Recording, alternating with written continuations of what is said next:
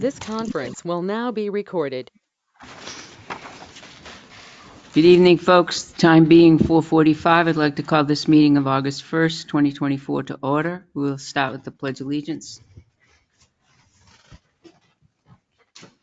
I pledge allegiance to the flag of the United States of America and to the republic for which it stands, one nation, under God, indivisible, with liberty and justice for all. Tim, do we have any donations? Okay. Next on our list is Kim Souls, the Town Clerk Tax Collector. Come on up, Tim.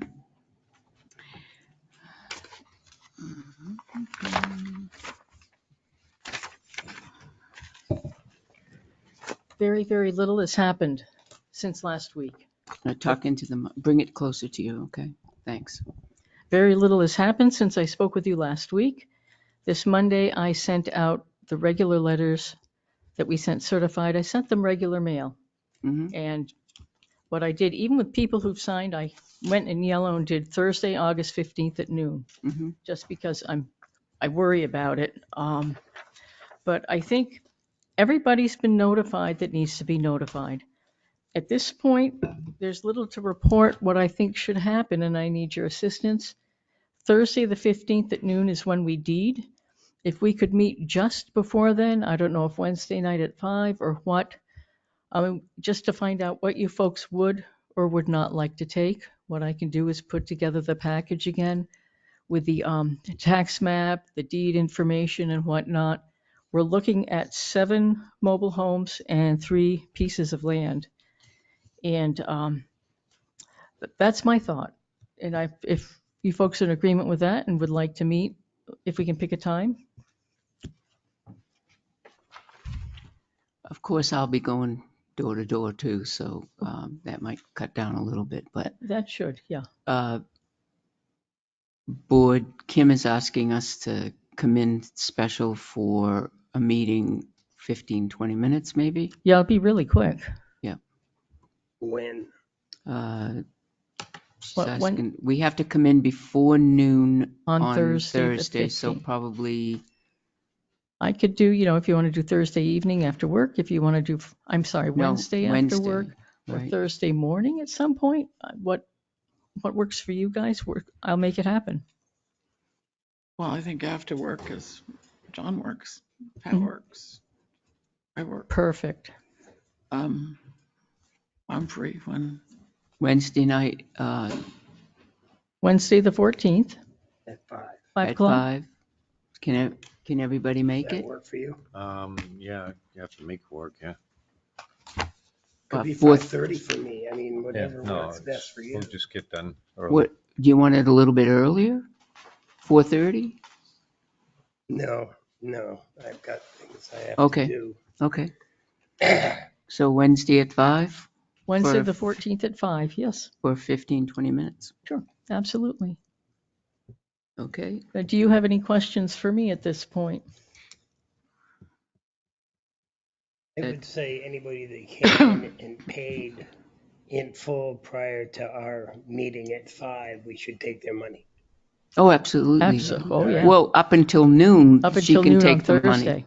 Even beyond noon. If they come in with their money before we meet and actually take a vote on seizing the property for taxes or whatever, if they've got money for taxes, I want their money. Right, for well, taxes. she, Right. but what does the law say the clerk must do?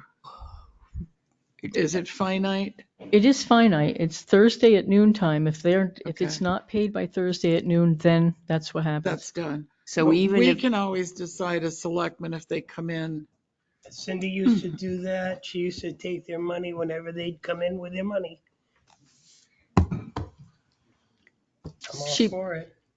She would take their money up until noon on Thursday, correct. or whatever day she So cut we're it meeting off. Wednesday night. If Oh. they still come in, Thursday morning up until noon, I yeah, take we the could money. take the money, absolutely. Absolutely. But up until then, it's changes. It has to be cash or a certified Right. It's check going to or have to be something. cash or certified funds. Yes, Okay. that is correct. Anybody need another copy of what I gave you last week? If I could what I did on these, just to pretend I was working, I wrote signed next to ones with green cards. Everybody's had notices, even those that didn't sign the green cards. I highlighted the mobile homes, and then I made notes at the bottom.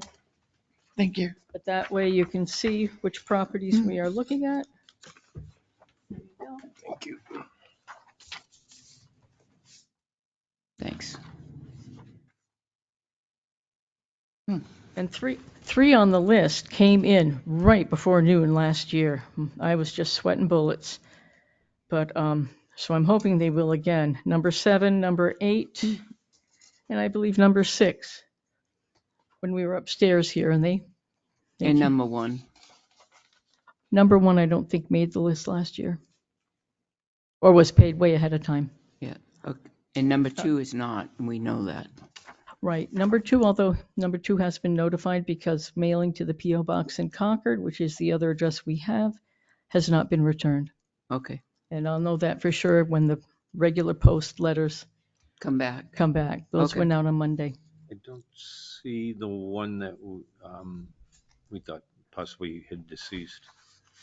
Oh, you do not see that because that was in a mobile home park. I was working with the mobile home park owner, and that has been paid.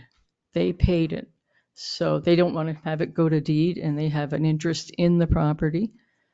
And so that's been taken off the list for that reason. That's been taken care of.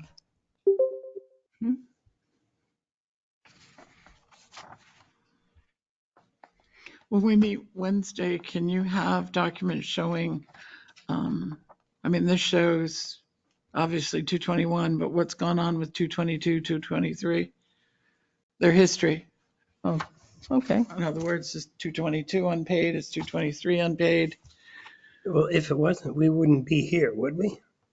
Talking about this. 222, we'd be here next year talking about 222. Right. See what I mean? See if Right. somehow- 221 is why we're talking about this Right. now. Yeah. But if they're what I'm looking for is a history of they Payments. just not paid their taxes. Correct.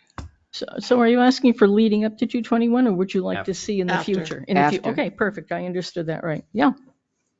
Do present. I can do that. Thank you. Excellent. Any other questions? All right.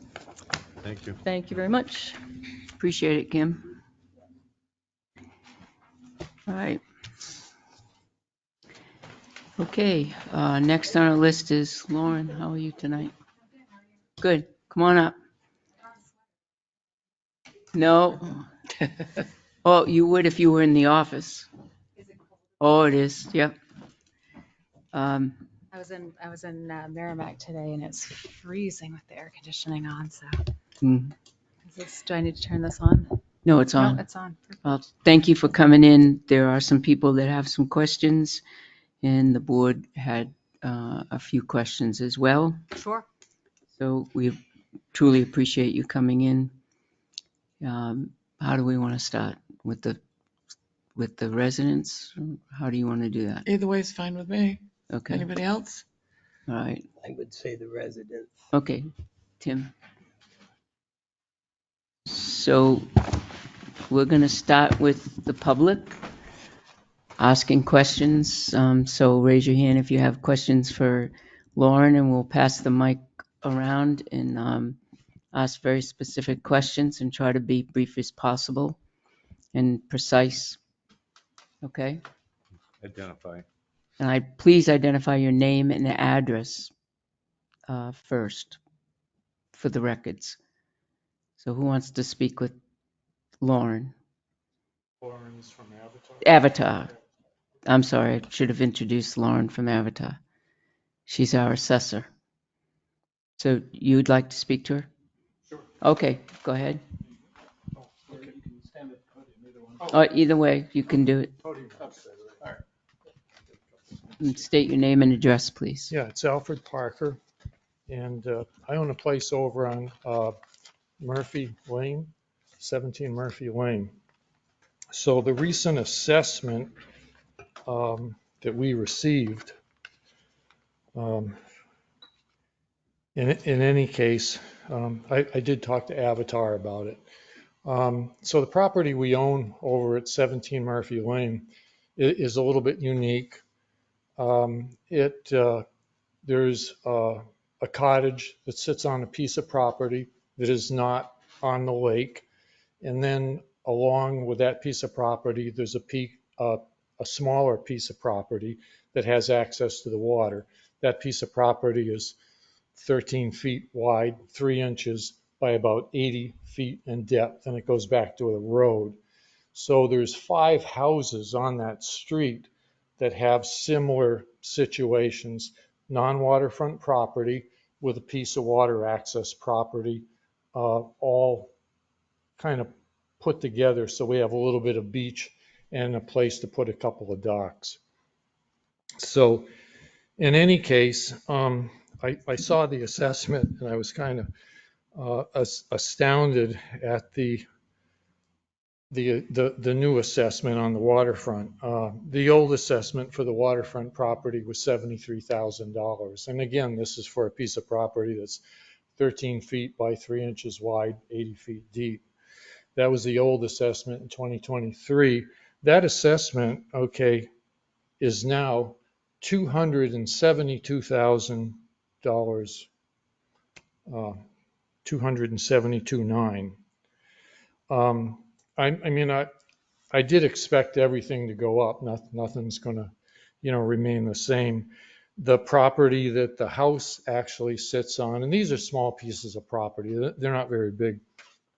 That piece of property, so the property in the house, the old assessment was 164, and that went to 3015.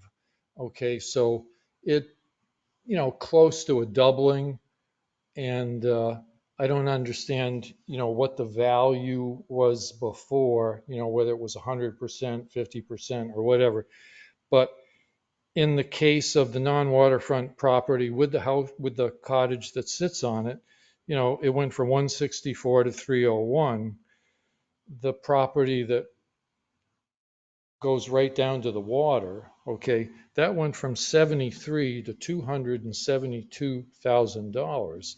So I did talk to Avatar about it, when they had the phone uh, things set up and so forth, and I did ask them questions about it. And they really weren't able to provide me with a good basis for that change in the number. She said, basically everything has gone up, and I understand that, but the letter that came out to us said, these changes would be based on sales. And she said, there really have not been a lot of sales on Murphy Lane. The last sale was in 2019. And matter of fact, there was a house right next door to us that sold for $400,000 in 2019. So that's the house, which is a much bigger house than ours, and the property. So the two of them went for 400. So I asked her. I said, I think the number is really unreasonable unless if you have a basis for almost 4 times the initial assessment. And as I said before, there's 4 other houses that have similar situations, and I did look to see that the waterfronts, went up the same amount to $272,000. So even if you look at that a different way, if you looked at it from the standpoint of, there are houses right on the water. Matter of fact, the one right in front of us is 55 feet on the water with a house sitting on it. And if you look at the land value there, it about doubled. Okay. And it went from about 250,000 to about 500,000, just the land value alone. And if you kind of applied the same mathematics to our beach, that would put our beach up over $1 million for these little non-buildable things. So So I would say that's why I'm here today. I'm asking that you take a second look at this. And the person I did talk to from Avatar, she told me, she said there weren't a lot of sales. So we just kind of applied something, here. And what she was trying to get me to think about, she says, well, supposing you take both values, put them together, do you think that's close to the value that this would sell for?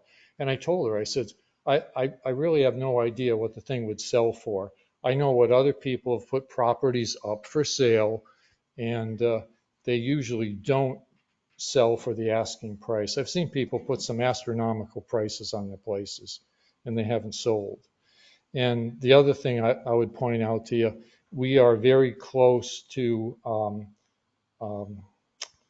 the new development over there, and I'm not sure what that's going to do, whether that's going to help or hinder. I kind of think it's going to be not a plus for us being that close to that development. I mean, we're right down the road. I have trouble getting out of that driveway now, and I'm not sure what it's going to be once that place opens up next spring. So I'm asking Avatar, take a second look at this. I really don't have any issue with, the non-waterfront property. I expected that to go up, and even double is, I would say, reasonable, but on the waterfront lot, I just don't see how you can do that without a valid basis, without some sales, and there are not a lot of sales.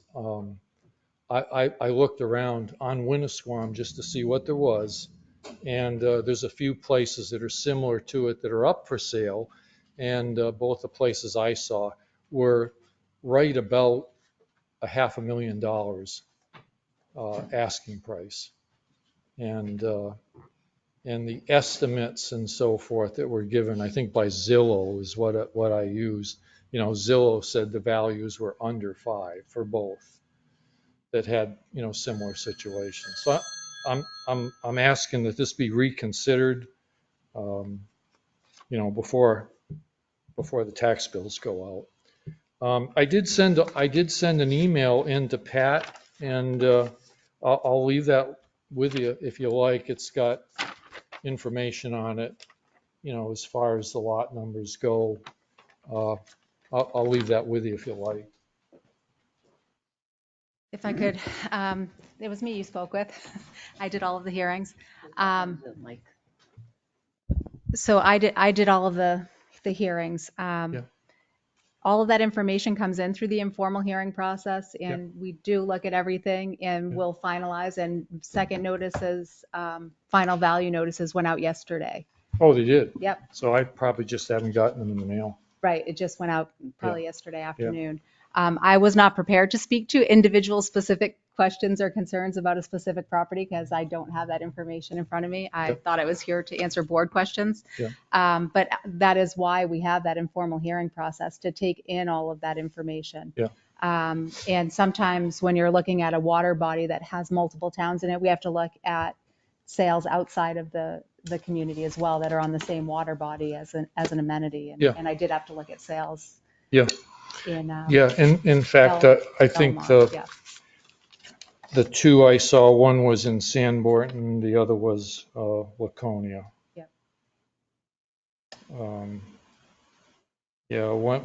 But these are just listed. They're not sales. So the one over 84 Maple Circle, Sanbornton, that was $499. Zillow estimate was $489. Yeah, we would definitely look at sales. Do you want these? Are those listings or sales? No, just listings. Yep, I have those on MLS. Yeah. No, sales were not a lot that were similar to the properties.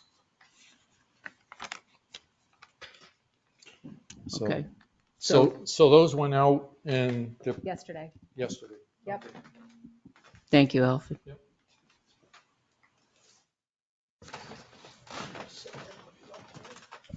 Please state your name and address.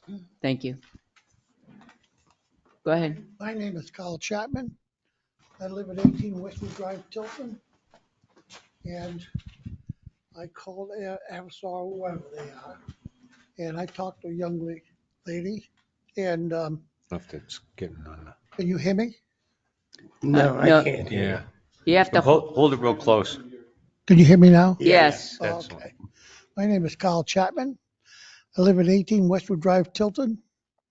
And I called, I was on that list to call because when I built my house, it was cost me for the land and the building was 135,000. Now they got me assessed at just under 600,000. And I wanted to know why. And I got a hold of a lady and I said, look, there's all kinds of problems with this.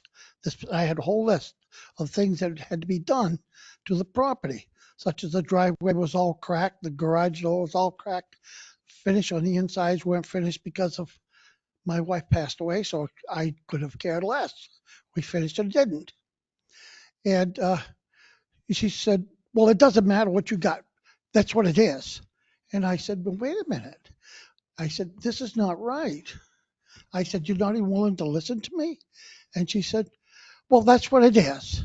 And I said, but ma'am, she says, well, I haven't listed here that you don't want anybody on your property. And I said, no.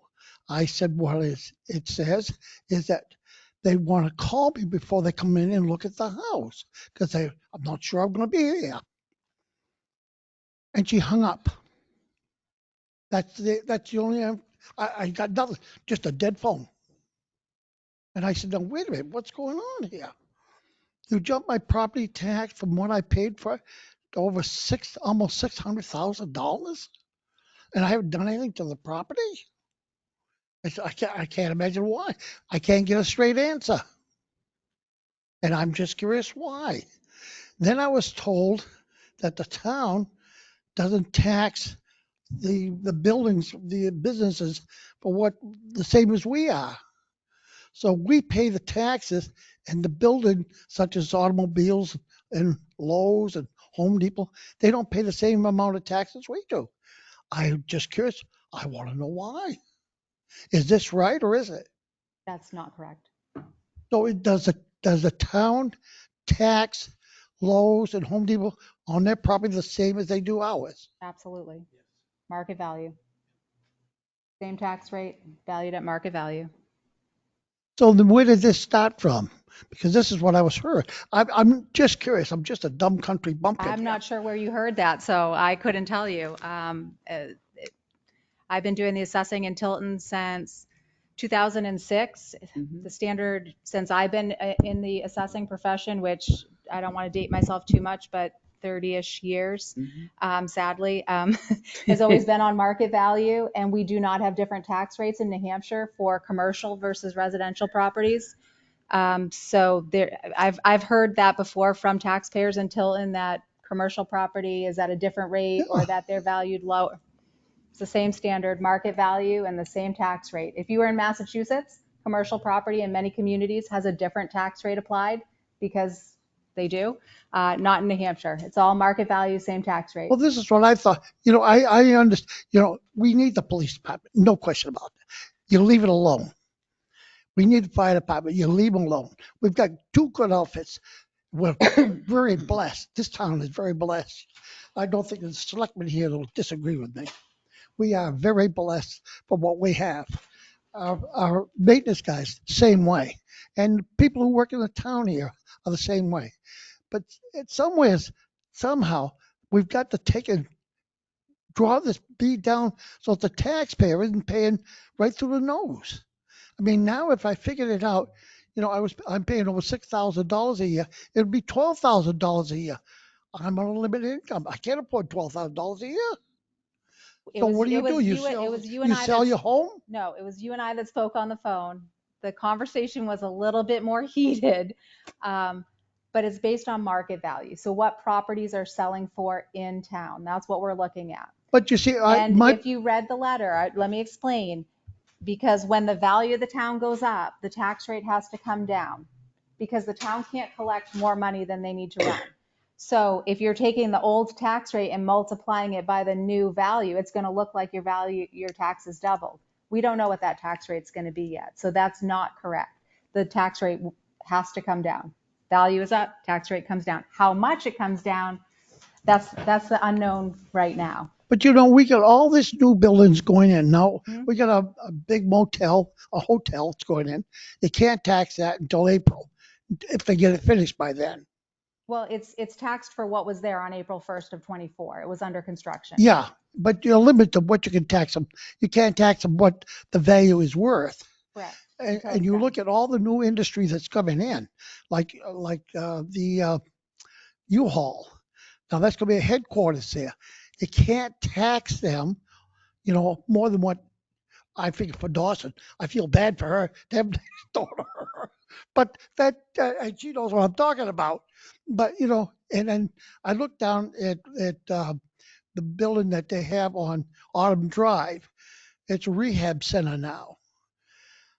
I can't imagine the town allowing that to happen. You got druggies running all over the place. I'm sorry. I'm going to have to stop you on that. Let's keep to the taxes, okay? Not Yeah, what we approve okay. and The not value, approve. the value. Thank you. All right. I'm sorry. I didn't mean that. But you know what I'm saying? It doesn't make sense. You can't go from 135,000 up to almost 600,000. There's got to be a reason there somewhere. My property isn't worth that kind of money. And when I wanted somebody to look at it, they just hung up. That's it. Well, that's not right. Mr. Chapman, I hung up on you when you called me a Was you? liar, and it was a little bit more colored than that. And yes, I'm not gonna, and that's the only person I hung up on. And I did report that to let the town know what happened. Yeah, But I you got did too. pretty heated and you yelled at me and you called me a liar. I didn't say you were lying. I said somebody's lying is what I said. Okay, so that's why that conversation, I was getting yelled at, and that was, at that point, it was not productive. So I took myself out of the equation. Well, I apologize if I offended you. I'm happy to talk to you at any point and give you the Well, as information, I but say, all you got to do is doesn't come and need look to at the be heated house and yelling and look at the property. You swearing. can see it's not worth $600,000. It's got 2 bedrooms. That's it. So is it too late to resolve anything with that? Uh, Yeah. I'm bringing the job back on Tuesday. So, I mean, All right, we can final talk notices went out. Yeah, but there's still always, we can always look at whatever Okay. that is. But yes. All right, we'll let her figure it out, All Mr. right. Chapman. Thank you. The back row. Yeah, Robert, do you hear me? Yep. Robert King, 127 Lancaster Hill Road in Tilton. Yeah, my valuation went up 82%, okay? And my concern was when we got this notice, I happened to be away a couple of days and read this after I checked the mailbox, and it was like I had 2 days left to make a phone appointment. And I didn't, and it's here, it says 3 days that you can make a phone appointments. And my concern was you do these things on the phone, whatever happened to doing these things in person? Okay, that's what I was concerned. Plus, there isn't really enough time to respond to these things. And as far as the equalized valuation, the lady was saying that the residential and the commercial properties were valued at the same thing. Is that right? The same They're all valued at market value. at market value. Correct. Okay. So that would mean that they would go up according to what the value is currently. Right. Okay. And I just thought my value went from 171 to 314 was a little dramatic, and I haven't done anything. And I shoveled the driveway in the wintertime. I don't know if I'm charged for that, but I just thought it was a little too much. And I understand we got to have the money for the town to spend on different things. But the problem is seniors living in this town, in any town, are on a fixed income. We don't want to be forced out of town because we can't pay the taxes. And you have somebody come in from out of state with big money and buy up things. And then the little guys like us that are trying to survive get kicked out. That's my concern. So a couple things I'll address there for you. We sent out the letters on June 11th. Yep, I got that right here. And then we gave you until June 21st to set up an appointment. And those 3 days that were noticed in the letter were just the starting, that those were when we were gonna, because you set up the appointment and they're at sometime in the future. We held those, but we actually extended because it's based on need. So as long as people were still contacting and signing on to set up appointments, we keep adding more days and more times because everybody that wants an appointment is going to get an appointment. Mhm. So there were even people who didn't comply with the letter and make an appointment by the time, and we Right. kept a running list, and I got back to every person that called. And if they still are calling, I will still call them back because anybody who wants to discuss their assessment, I'm going to make sure that they have the opportunity to do that. Okay. So whether it was in person or on the phone, I'm not sure it would have made a difference. But if you call and you want to talk to me, you're going to talk to me. So if I called you next week and want to I'll talk, be here Tuesday. Yep, you'll be here Tuesday. I will. I'm meeting with someone at 10:30 and I have 2 inspections in the morning, but if you came in after that or you called, I'm here. Okay, Tuesday. I might I'm just here once a month. Yep. once a month. Okay, I'd like to probably show up. What time do you come here? Come see me at 11, 11:30. I'll be here. Okay, okay.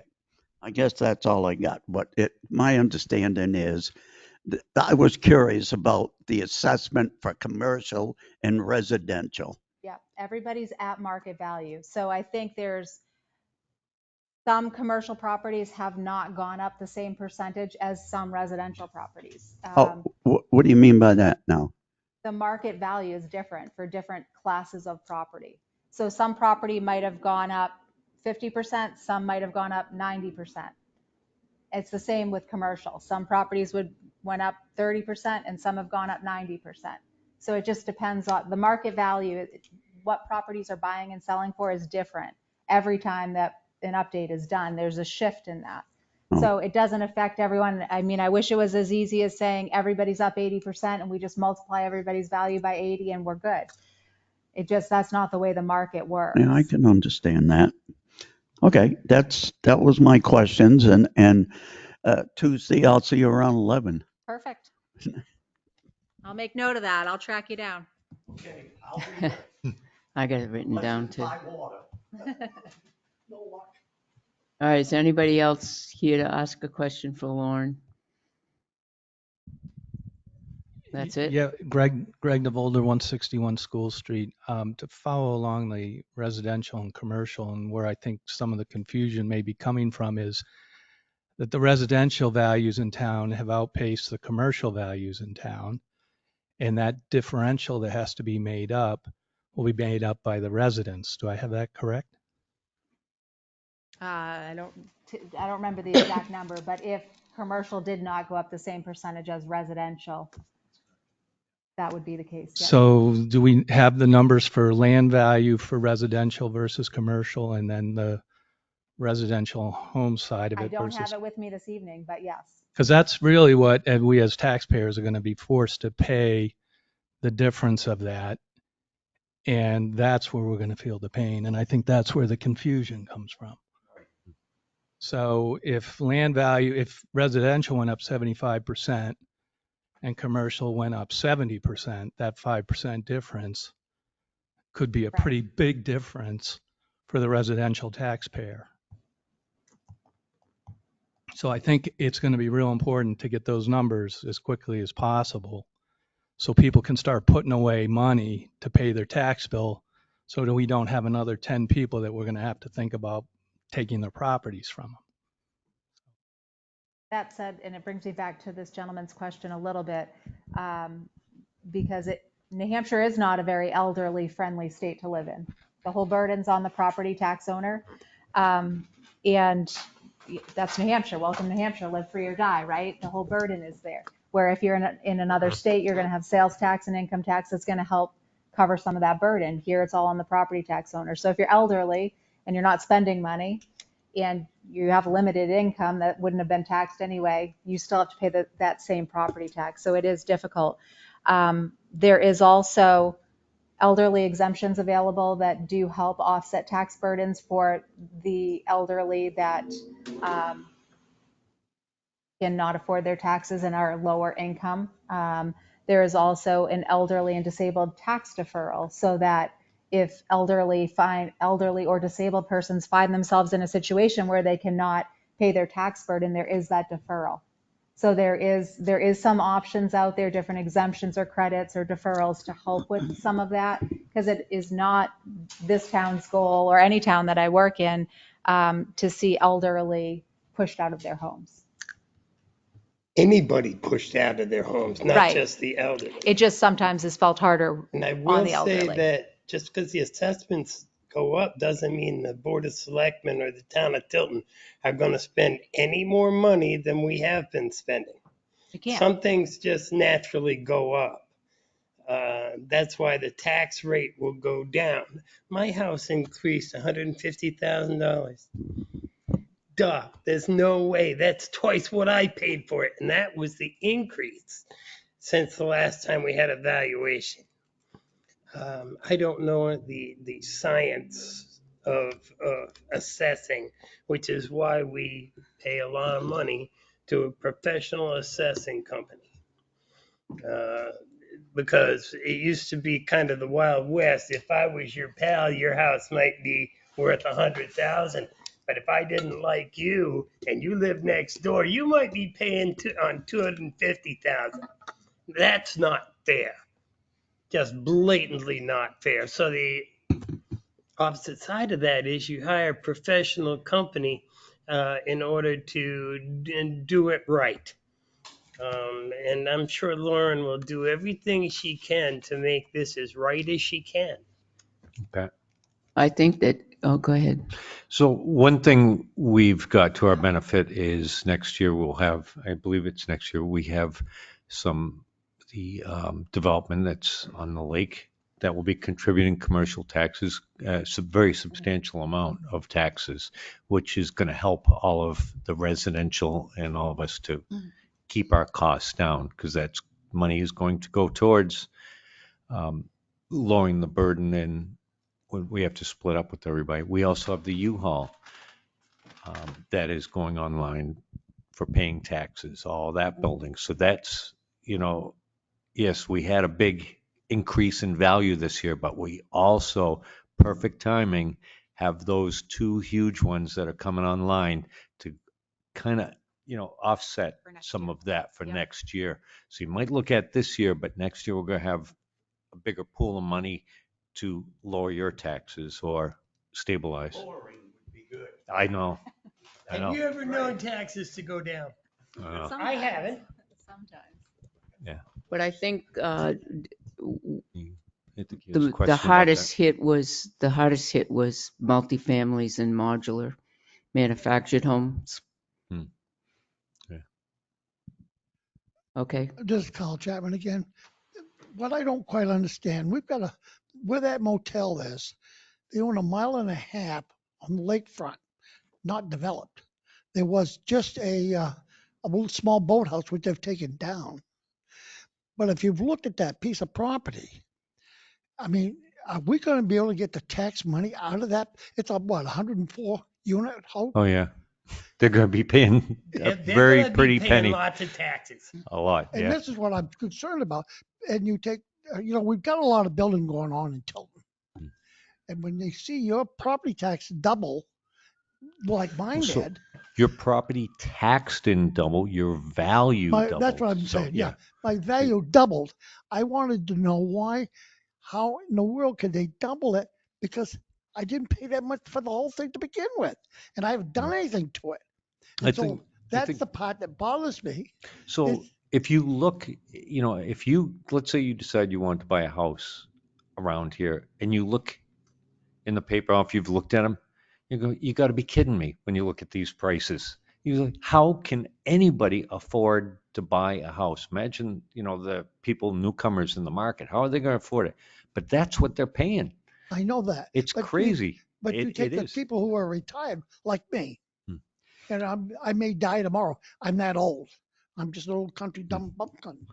But my say is that we pay a tremendous amount. She's right. We pay it because we don't have income tax. We don't have, Hmm. sales tax and all that. But somewhere along the line, it's got to be drawn. Now, I understand the selectmen. I do understand. They don't spend money like it's for. You're not Washington, D.C. Our money too. But you know what I'm saying. But somewhere along the line. Now you can't defund the police department. I don't care what you say. You can't defund the fire department. You can't defund the schools. But you got to keep these things going. Their cost increases, so do ours. But you can't give it all to the homeowner. He can't pick up the tab like that. It just isn't. He doesn't have the money to do it. So like I said, just because your value went up, like doubled, Yeah. it's not going to double your actual bill is not going to double. That's not the way it works. 'Cause Yeah. the No, more but the the value tax- goes up, okay, we still only need X X amount amount. of dollars. So, and now you're valued up here, you are here. So now, that's going to go down. Well, your taxes are not going to go down. That never happens. It just I doesn't. can't tell you that. It's just, But to say it's the gonna go down, rate it per doesn't. thousand will Yeah. go down. Yeah. That's what it will be. So you're paying, if you're paying, what's the tax rate now for this, Tilton? I forget what it is. I think it's Is 10 it something. 27? So now that your value of your house is up, that 27, we're not going to need 27 per thousand for all that new value. So that number 27 per thousand is going to change. It's going to go down. Yeah. And Yeah. so, not and trying- I know it's shocking. I looked at mine. I looked at my house. I think every single person here looked at their house. I paid 87,000. I'm at like 420. Yeah. So, but you know what? My kids are going to be really happy when I'm gone because they're going to cash in on that money. Well, this is what I said too. I spent My daughter was- 80,000. Think of the investment I made for their future when I'm gone. Well, that's what I It said. is. when my It's the daughter biggest was in investment you make. Connecticut. And I said to her, honey, when I croak tomorrow, you got something you could Yeah. because the people from Mass will pay the price. Hmm. Even though and when I talked to her, I said, all these things that are wrong with the property, I said, it doesn't enter the equation. It doesn't, I guess, because they don't care. They get the money to pay it. They'll get And it people fixed. buy houses just waiving the inspections. They don't care. They don't care. They don't care about the quality that you probably cared about when you originally looked for houses. There's nothing out there available. It drives the prices up and they're willing to buy anything to get into a house. Well, I was Yeah, building for it's- 45 years. Yeah. I Oh. overbuilt the house. We could go on. Okay. Okay, Hope we're that gonna helps. move on. All right, That helps. I just have That one it? other question for Lauren. You said all right, you need a mic. you'll be here Tuesday, but I can't. Can I get you on the phone if I have any questions? Sure. Okay. So I just call in the. Right. So he's gonna come see me at 11, so sometime 11:30ish then? Sure, yeah, because I have inspections in the morning. and then- Alfred, and you then I'm know- back here. So I'm Okay. already scheduling my time. You know the number. Yes. You'll get Okay. back to me, Yep. right? What was that? You'll get back to me About doing what? about the evaluation of my house. You want me to come out and inspect your house? Yes. I will come out and inspect your house, Mr. Chapman. There you go. Pat, a Wait, few wh- seconds ago, Yeah, you go ahead. mentioned that manufactured housing Mm-hmm. was taxed. It got hit harder. Manufactured homes and multifamily homes. Me. Yep. They got to hit the hardest. Why is that? I don't know. Ask Because her. they're selling for that much more. So, Right. um, They're selling the So, fastest. for example, in Jensen's mobile home park, the double wides in the back part there and I remember, because I've been here a long time, I remember when I first valued those and they were at 100,000 and I thought people were going to hang me up by my toenails because it's a mobile home, it depreciates. It's based on what people are willing to buy and sell. And right now, the double wides in Jensen's mobile home park have been selling between 250 and 265 for a double wide manufactured home in a mobile home park with no land. Mm. So when you tell me that your assessment on your home and land that you own is 314, and I know that double wides are selling in a park for 265, how much would I be willing to pay for your house with land? So they got hit harder. So they saw a bigger increase. Some of those were in the low 100s and now they're up to 250, 260, 270. Some of the single wides that previously 5 years ago were only selling for 20, 30,000 are now selling for over 100,000. So their assessment went up 3-4 times. So when Pat's saying they're hit the hardest, it's because they're seeing the biggest value increase.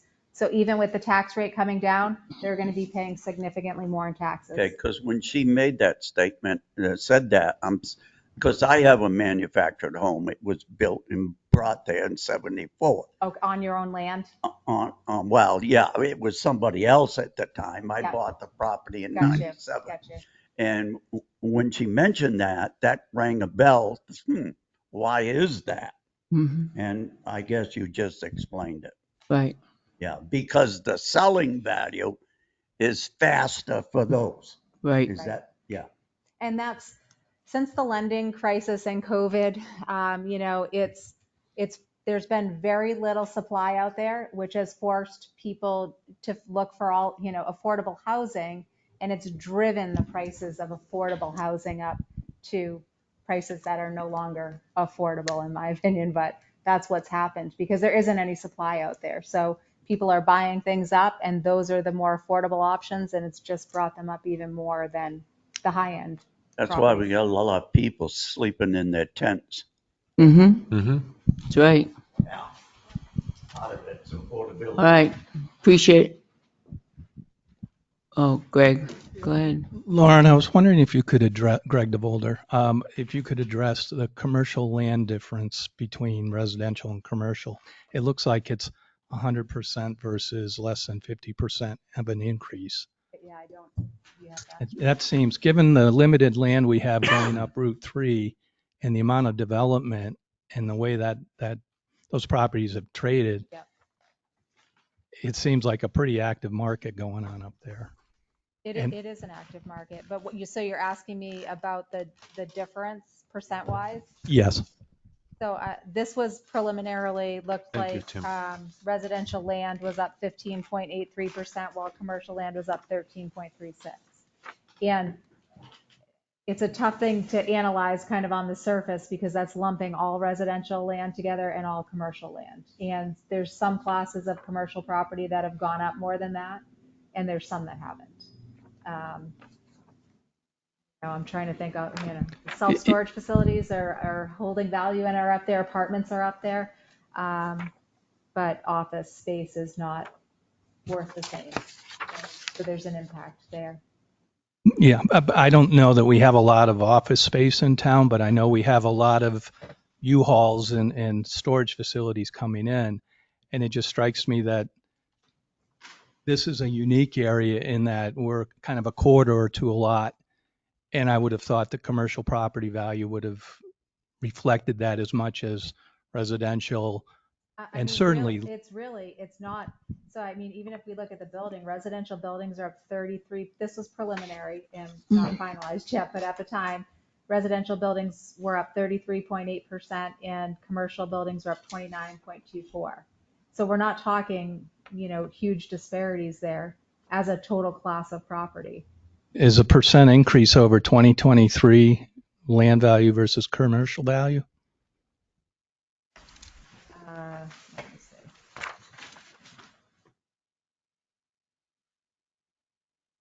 Oh, yeah, so we're looking, that's the 115, the 83. Yeah. Yeah, so otherwise you're looking at the percent of total value Yeah. from year to year. So I think that's fairly significant. I mean, really significant when it comes to the taxpayer having to foot the bill. Yeah, and I don't pick and choose what sells and what we're, and there's been significant activity over the past few years, and some of the new development is definitely going to help, but we've had significant decline in some of those commercial areas. Retail market was hit hard during COVID, hasn't rebounded the same. Financing is not the same available on those properties, and that all impacts the market value of it. I'll have final numbers next week, so we'll have a better indication of where we're at, and we'll have utility values in there as well, because that wasn't in the initial analysis. All right, thank you. Is there anybody online? No. Everybody? All right. Thank you all. Thank you. You got a question? I do. Okay, go ahead. Shoot. You got to So turn your mic on, please. it's red. Okay, good. You just can't. I can't see it from here. Oh, you had me confused. It's supposed to be green. Yeah. So one of the things I want to, is a comment. The tax rate's going to go down, but it's not going to go down at the same percentage of the increase. So people will be paying more taxes. Hmm. Unfortunately. Some will, yep. But my question is, over the years, I've heard it over and over again when we're talking about market value. I've heard them referred to as arm's length sales. Somebody inherits a home, no dollars have passed, and that's thrown out. It's not considered because it would artificially reduce the assessments if it was considered. But here we are on the other side of that. We have people coming in and, purchasing properties at really ridiculous prices, paying more than their value and working that value up for everybody else. So why are we not looking at that as artificial as an arm's length sale? Because Why do an we- arm's length sale is one that is listed for sale in the open market, exposed to the real estate market, a willing buyer, a willing seller, and negotiated sale price.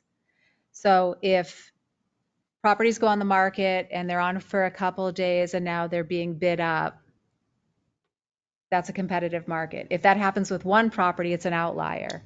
If it's every sales transaction and that is properly exposed to the market, those are arm's length transactions because that meets all the definitions of that. Is it an inflated market? Is the economics of supply and demand driving that up? Sure. I would have thought, again, 30 years experience here, I would have thought with increases in interest rates that would have stopped the supply and demand and we would have seen a switch. I keep saying maybe November that's going to change things. I've never seen it like this. So I can't even, and I've seen some pretty big spikes, late 80s and then mid 90s. And I never thought that in 2024, I'd be saying the same thing I was saying in 2021 following, coming right out of COVID. It has not stopped. As I said, when I first came in, I was down in Merrimack today and I was looking at sales down there and still 2 and 3 days on the market and bidding up 50, 60, 70,000. Because it's every single transaction, it becomes the market. When you look at, there's always going to be some outlier. Somebody gets a good deal and pays less, somebody overpays. Those are outliers and you can throw those out and concentrate really on that bell curve of data. But when you look at all of the sales transactions, that is the normal real estate market, sadly, right now, is this crazy market. Crazy market. Yeah. So my next question. I'm just looking for some way to relieve these residential property owners. We haven't formally accepted the assessed values that Avatar has come up with for these properties. is there a percentage, a margin for error, if you will, that the Board of Selectmen could say we'd like to drop these by 20%, 15%? The simple answer is no. I mean, the law is market value. But there must be a margin for error with Avatar. You're not 100% correct all the time. Nobody is. Nobody walks on water. Pretty close. I don't know. Yeah, I mean, I think that's, and I don't know that you even want to say that publicly, but that's skating a really fine line too. Yeah, when you look at statistics and the goal is that 100% of market value, and is every sale going to come in there? No, you're looking at that normalized bell curve, and there's going to be some below and some above. But if you're trying to state that we can just lower residential 10 or 20% to try to switch the burden to commercial, you're just going to wind yourself in court with that. I Because wasn't they'll trying show, to switch the burden to commercial. I was trying to alleviate what I see as an unfair market to the residential properties. but you're not achieving that. If residential's at 90% of market value and commercial's at 100, you're switching the burden. And then you have It's true, inequity. it would be, but on the other hand, we recognize that this market, real estate market, The law doesn't allow that, Catherine, though. It I know. doesn't. I mean, that's, and I understand, and it's a tough conversation. Believe me, I've been on the phone for months talking to people about taxes and values, and it is a difficult situation. When they say, how could my value triple? The law doesn't put a mechanism that says if the value triples, don't do it. You can only bring it up this much. It says everybody has to go to market value. If there was an easy remedy to do that, I'd be the first in line to do it, because I don't want to see anybody hit by that. But it also, you lower those values, you're lowering the total value of the town. If what you said could be done and we lowered residential, then your tax rate isn't coming down as much and everyone still is paying more. Depends on how much we spend. Well, that's already decided. It But the was based on Department what of- you already voted on. The Department of Revenue Administration, I mean, what we're discussing now hasn't changed really since its conception, has it? As far as market value? Well, like RSA 75-1, true market value. Right. True market value. It hasn't changed. There's no, Not as long as I've been doing it. as No. you say, there's no No, wiggle room. no. And I know, because you're going to hear from taxpayers, and it's going to be hard to hear. Yeah. That, this is why some of that conversation about elderly exemption and trying to find other avenues. And I will help everybody that is in that situation, walk through every step imaginable of what we can do to help every single person. Absolutely. Thank you. You're welcome. John? So one of our unique problems with our tax rate is not the town rate, but it's the school rate and the fire County district rate, rate, yeah, yep. and the county rate. Presently, especially with the school rate, each of our surrounding towns we share the school district with, they have assessments at different times. Our assessment's going to come in, which I would think right now we're at the peak market. Yep, 99.68 as of right Yeah. now. Now the other towns are not going to get assessed this year. So ours is going to be our tax burden's going to be substantially They're going to be higher. equalized. Their value is equalized in that formula using the weighted mean. So if we were all on the same schedule for assessment, it would be a much more even. We wouldn't be paying a higher Well, tax burden on just school. Is there a way to get us onto that? That would be legislative as well. And the formula, because we've had this debate, and Tim may remember, and Every Catherine, time. I mean, it's been, Every I time. remember sitting downstairs with DRA because we argued over Northfield's ratio one year. Oh, yeah, I remember that. So, DRA doesn't tell you to use that formula. That's a formula that came up between here that we're going to take the modified equalized assessment. So you could change the formula, but they're still trying to get values to 100%. So, I mean, I'd have to, I guess, do the exercise of taking your old value and equalizing it and seeing where it came out to in relation to this value to see how close that was, because they're trying to bring everybody to 100%.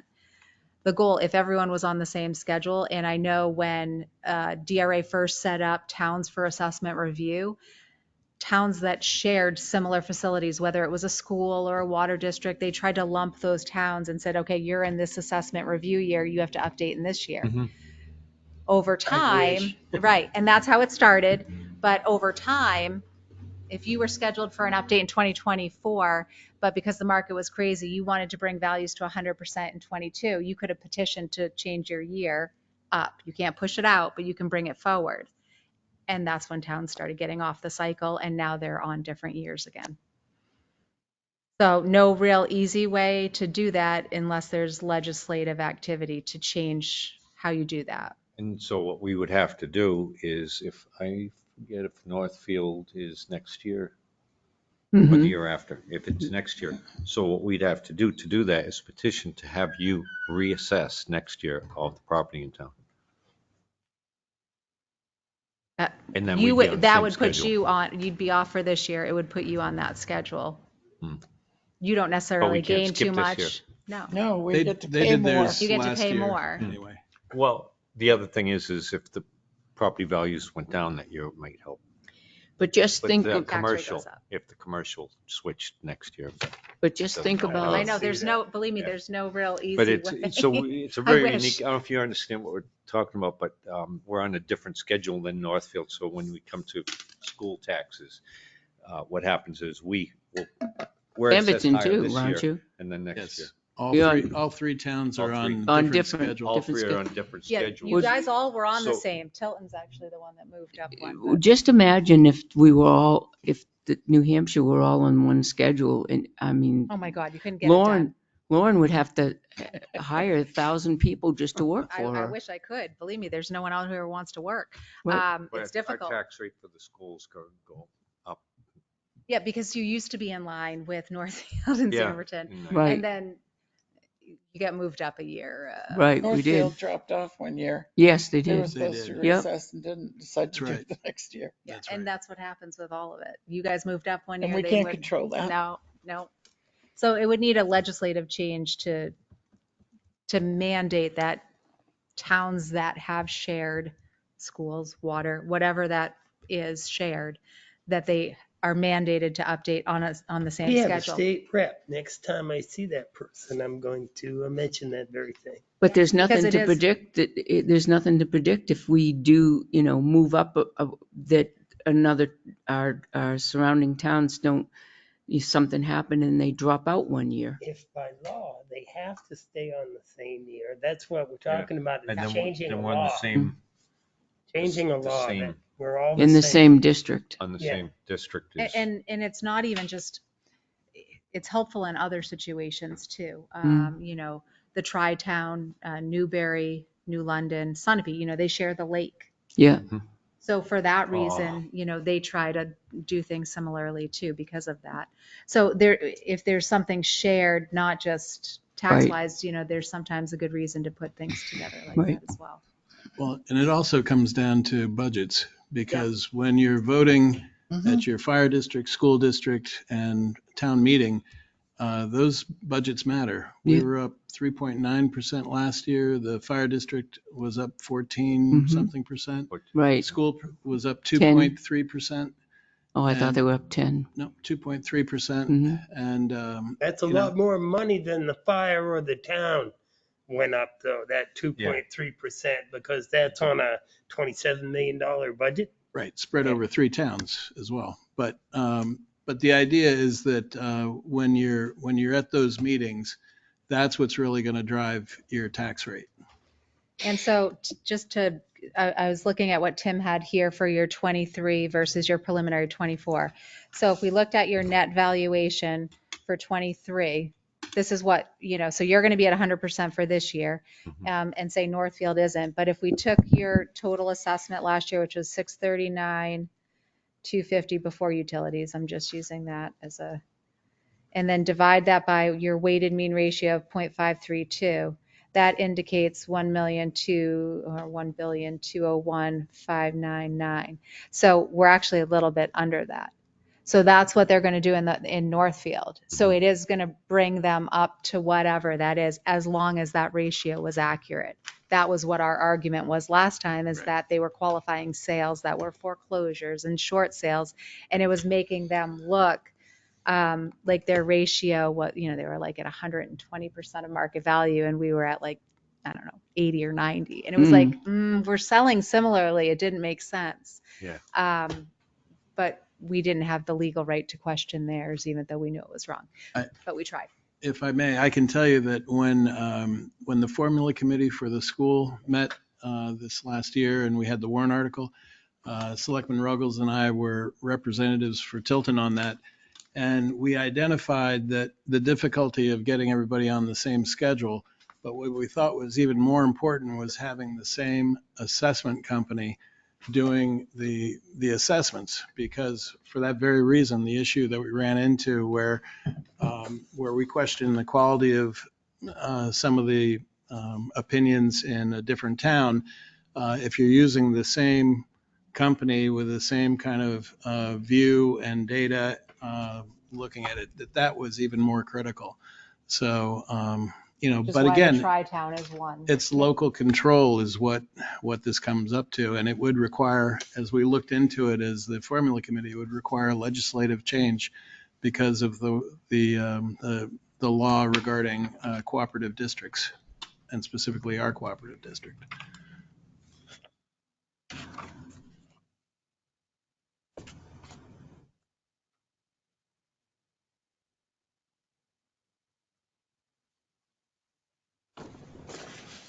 I am.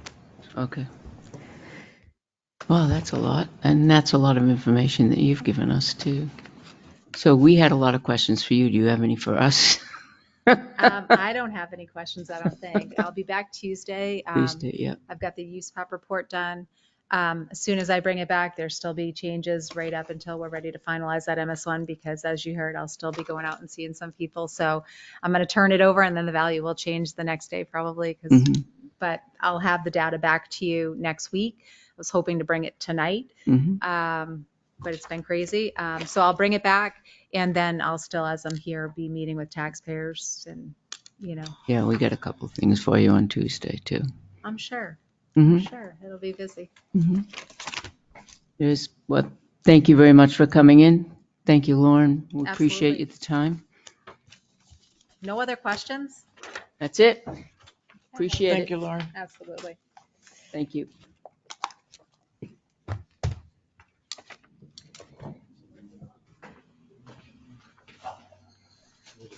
You got it? You got it, Al? Okay. All right. Thank Thank you. you. Thank you. Good night. Okay, we're gonna go right into Selectmen's reports. Joe, got anything? I have nothing that's Oh. pressing. Okay.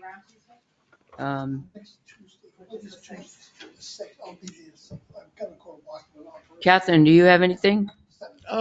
Just follow up. I met with Shane at Civil War Park. And he thought it was very doable, Tim's suggestion to do a hedgerow. I haven't met with the park commissioners to talk to them about it, but we discussed how it could be done. In the meantime, while we were there, it was interesting.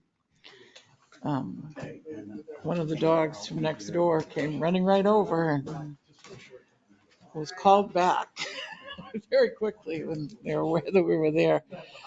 But more than that, the odor of dogs having used that park for a bathroom all these weeks, I was shocked. And I mean, I deal with chickens and pigs every morning and night, but I could not believe how bad it smelled. And I had my 3-year-old great grandson with me, and would not let him tumble on the ground, and he wanted to. It was horrible. Paths have been worn into the park from next door. Shane suggested they had, somebody had dropped off some, I thought it was snow fence, the wire and wood slats, but I guess it's the orange The net thing. Yeah. net fencing. Yeah. He felt he had enough of it to put up as a temporary fix to stop the flow of dogs and whatnot into the park. And he was going to take care of that. My understanding he did, but they did it from the abutter's property. And I think Tim's taking care of that.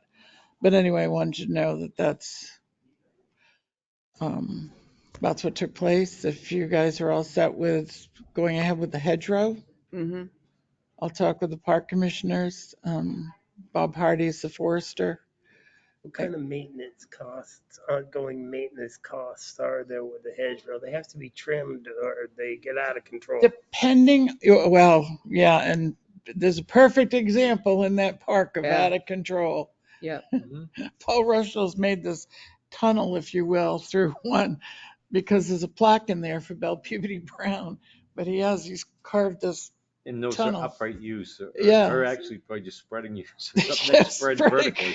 Oh yeah, between out of trees. control. So back to my But good question. question. It depends on what is planted there. Right. At Riverfront Park, we planted Rosa rugosas around the sitting wall of the pavilion because people were climbing over and it stopped. There's literally no maintenance. You don't trim them, you just let them go. Um, Don't they grow? They don't To grow. 10 feet or? Um, I have one at my house that's about 15 years old and it is probably 6 feet tall, 5.5. And it's very easily maintained. It's not invasive. So it's easily kept back, if you will. Salt tolerant, Pardon? salt tolerant, I don't know. because they plow that driveway over that way. Well, there's enough, if you look, there's enough foliage on the line that could be left there, trees and whatnot, that would probably block that. Certainly hasn't damaged that hue. Well, where the fence was that got taken out by the plow, if we put hedges in there, they're Well- gonna get taken out by snow. The thought was, Shane's thought, and I think he's right, is to leave what is existing for fence, just leave it. Mm-hmm. And then we'd start whatever we decide to plant, rugosas. I'm not a forester, so I'm sure Bob's gonna have some great ideas. Whatever we decide to plant, we'd fill in the gaps Right. of where the fence has fallen down, and then I don't know what's gonna happen with that yew. That's probably a good question for Paul Rushlow. He's the expert there. And go that way. So they wouldn't be right on the boundary line. They'd be on this side, and like I said, leave some of that growth in there, the existing growth. I cannot see, I'm not against it by any means, but I can't see um, vegetation stopping a dog from getting there. I have 5 dogs at my house, and I'm telling you, they're going to get under any hedge. At least for a few years before they grow. They're through. not going to Well, go mine- through. They wouldn't go through the Rosa rugosas, at least willingly. Not with Okay. the thorns. I mean, they usually go nose first, and I don't think they're going to do that. And there are evergreen plants that are not thorny, but very prickly. Mm-hmm. I have a hedgerow on part of my pasture, and nothing goes through it, even the pigs. But what about the base? I mean, is there a little bit of leeway with the base? Depending on what's planted. Okay. And they have to be leashed too. The dogs that go in that park are not leashed. I can assure you for months I've seen dogs in that park that are not leashed. Well, that's Supposed an to be. enforcement issue. Yeah. Well, I think and Chief, you probably know better than I, it says leashed or under control, does it not? Yeah, the dog that came in when we were there was not leashed, but it did respond when the owner called it back. It did stop, look at us, and went back. So I would have to say it was under control. Could not have been a terrier. But So, I've seen many parks that say, no dogs permitted. Or, I think, that's another thing. if it's a park where, you know, it's fenced in and stuff like that, and it's not like a big park that's used for, because of recreational space, that the neighbors should use their own yards for allowing the dog to defecate. Mhm. So you could designate that park as no dogs allowed in that park. It's a memorial park. We could do that. I can bring that up to the park commissioner. I have absolutely no problem with doing that at all because it really is, Solves the problem. it pretty really quick. is a very quiet, Memorial Park. peaceful memorial park where you walk, you know, just be quiet, and it's just enjoying what's there. And it's very small. And the Yeah. other thing would it be possible to move that plaque forward some? It's not like it's a grave marker or something. So that way it It's a would allow the dedication. rest of that to, you know, grow in and not, instead of cut it out, use that as part of the fence. Oh, You know, move it forward 10 feet.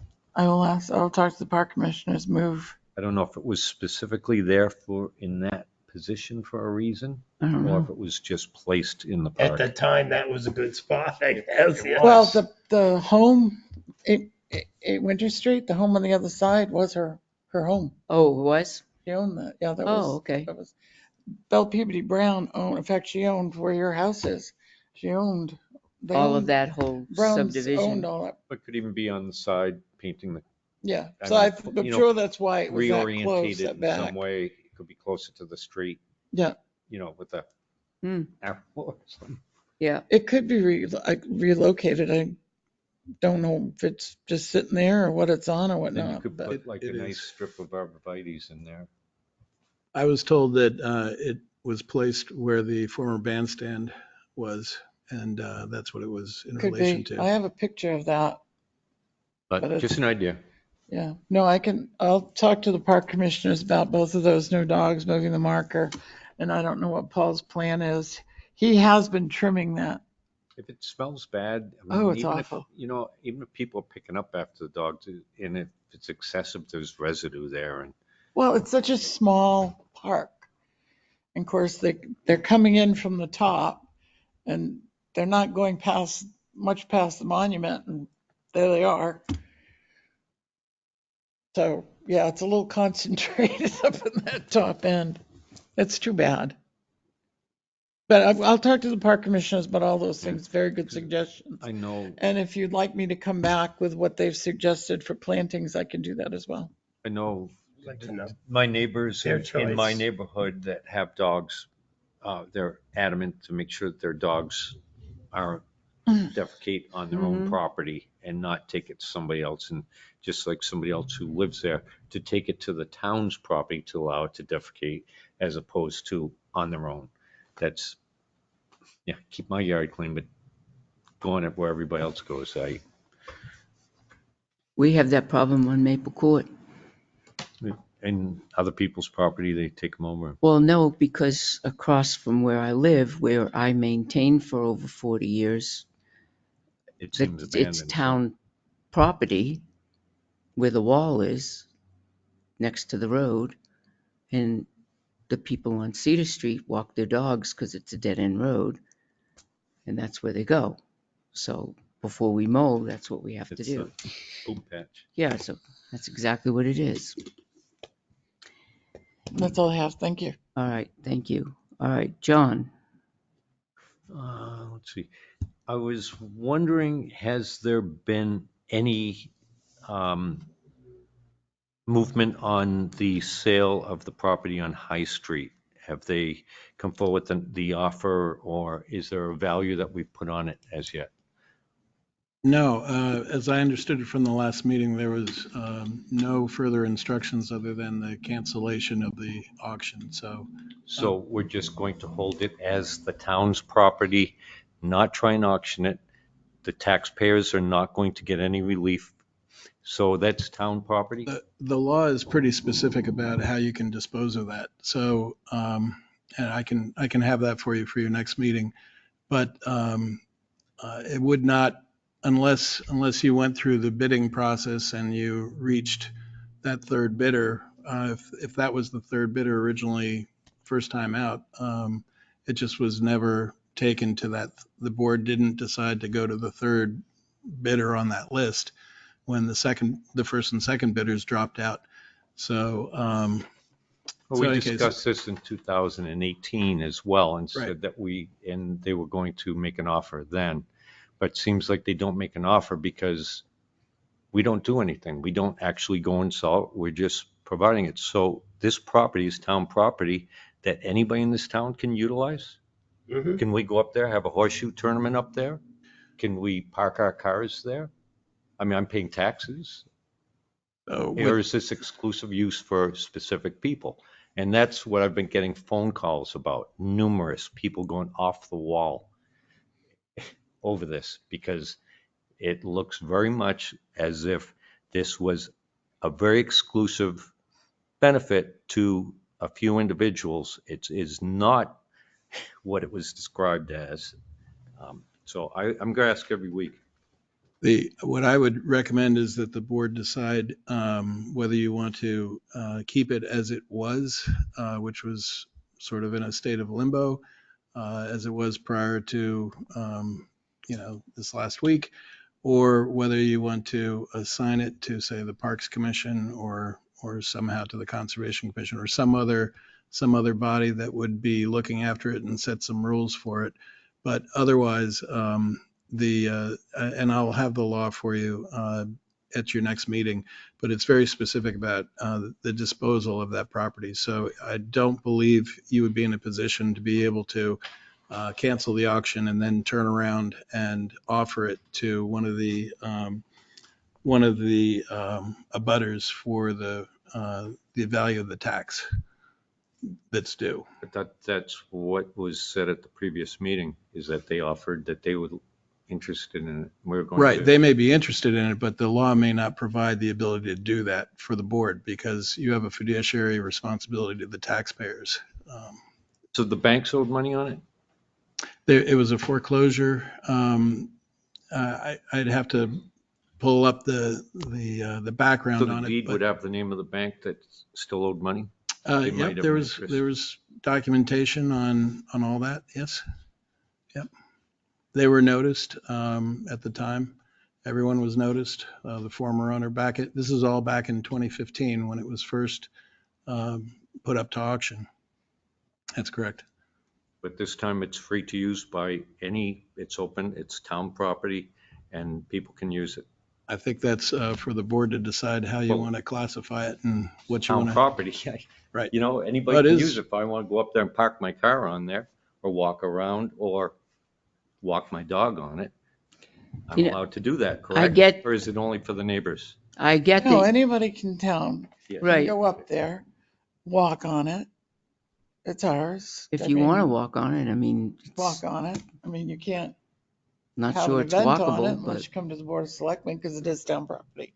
But if somebody wanted to walk upon it, that's, right. Or Whatever. parking for Buffalo Park? no, that would have to go before the Board of Selectmen. Right. You can't disturb it by parking cars on it. There was stuff disposed on it before. That's where we got the fence for the bridge.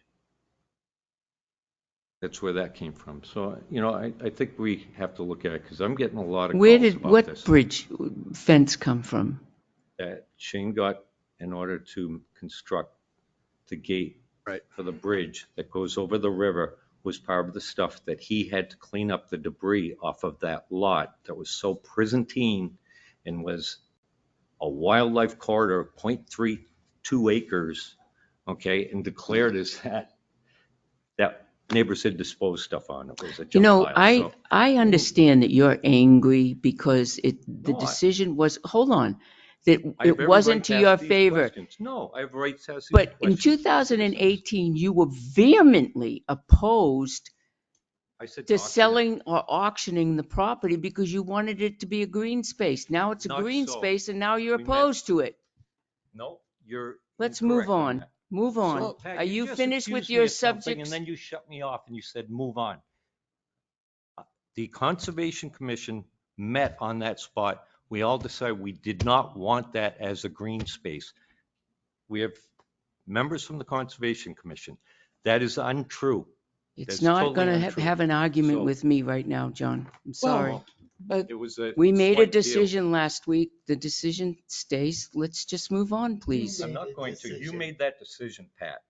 You should have stepped aside I on wasn't the that. only one that made the decision. 2 days before that meeting, you made a discussion and you met with the neighbors. You discussed I did all not that. meet with any neighbors. it's redundant. Hmm.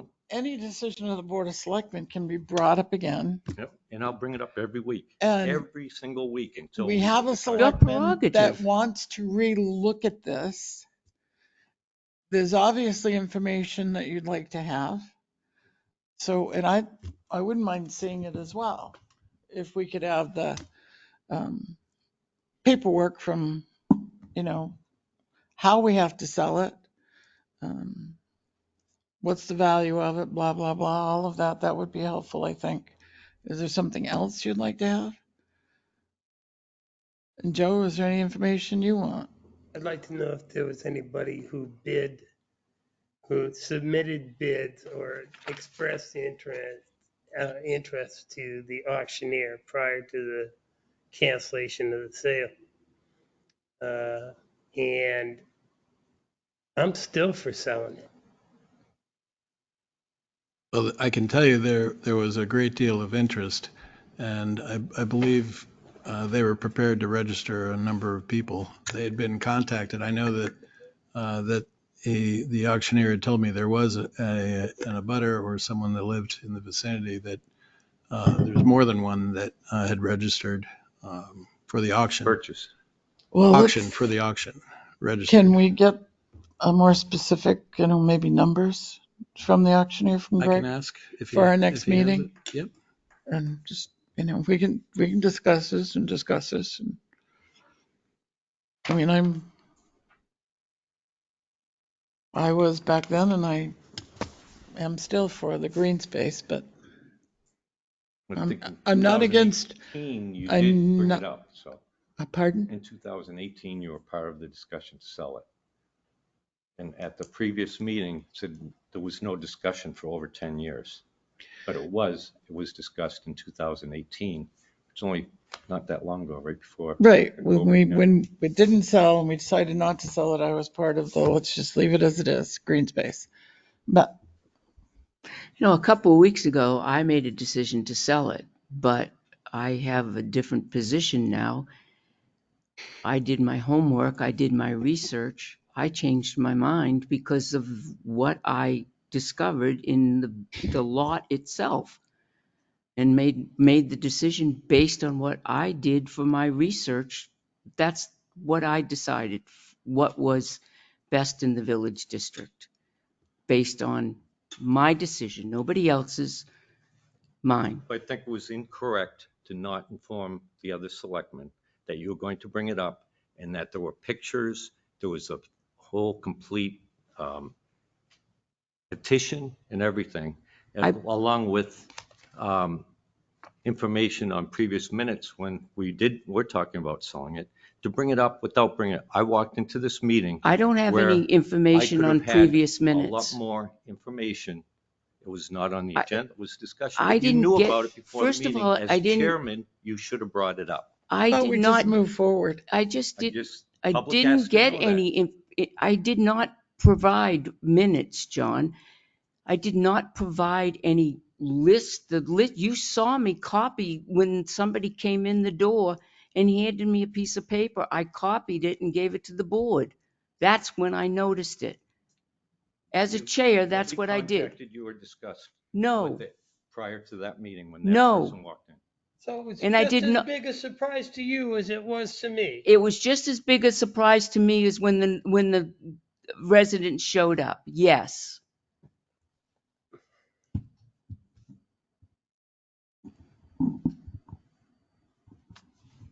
Now I want to move on. And I did not have a meeting with Joe Jessamine. No, you didn't. No, but it was inferred that I did. By who?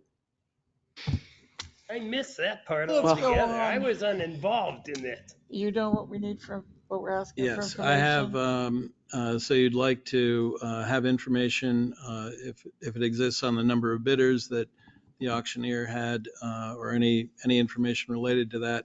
Also pull the RSAs for the tax deeded property, the disposal, and then I'll have the pack. I have a whole packet from all the notifications and basically the timeline and history back from 2015, as well as the little activity there has been since then.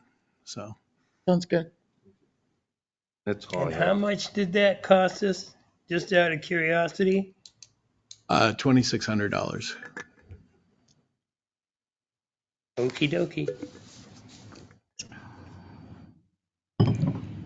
Anything else, John? That's all I have. Okay. I'd like to read the figures for the state highway block grant anticipated to be available to the town of Tilton during the fiscal year 2025, July 1, 2024 to June 30th, 2025. They is as follows. July 2024 actual payment is $20,774.76. October 24's the actual payment is $20,774.76. January 2025 actual payment is $13,849.84. April 2025 estimated payment is $13,849.85. A total for 2025 is $69,249.21. That's for the public. And as I said last week, noticing that Selectman Ruggles was giving his resignation, we have one letter of interest. I'll pass that down. Joe, take one and pass it down. We've only gotten one letter of interest. I don't know. Well, we have it on the website, and the deadline is August 15th. Oh, I had that last week, remember, and I didn't. oh, that's right, that's right. The meeting got too convoluted, so I didn't pass it out, so you have it now.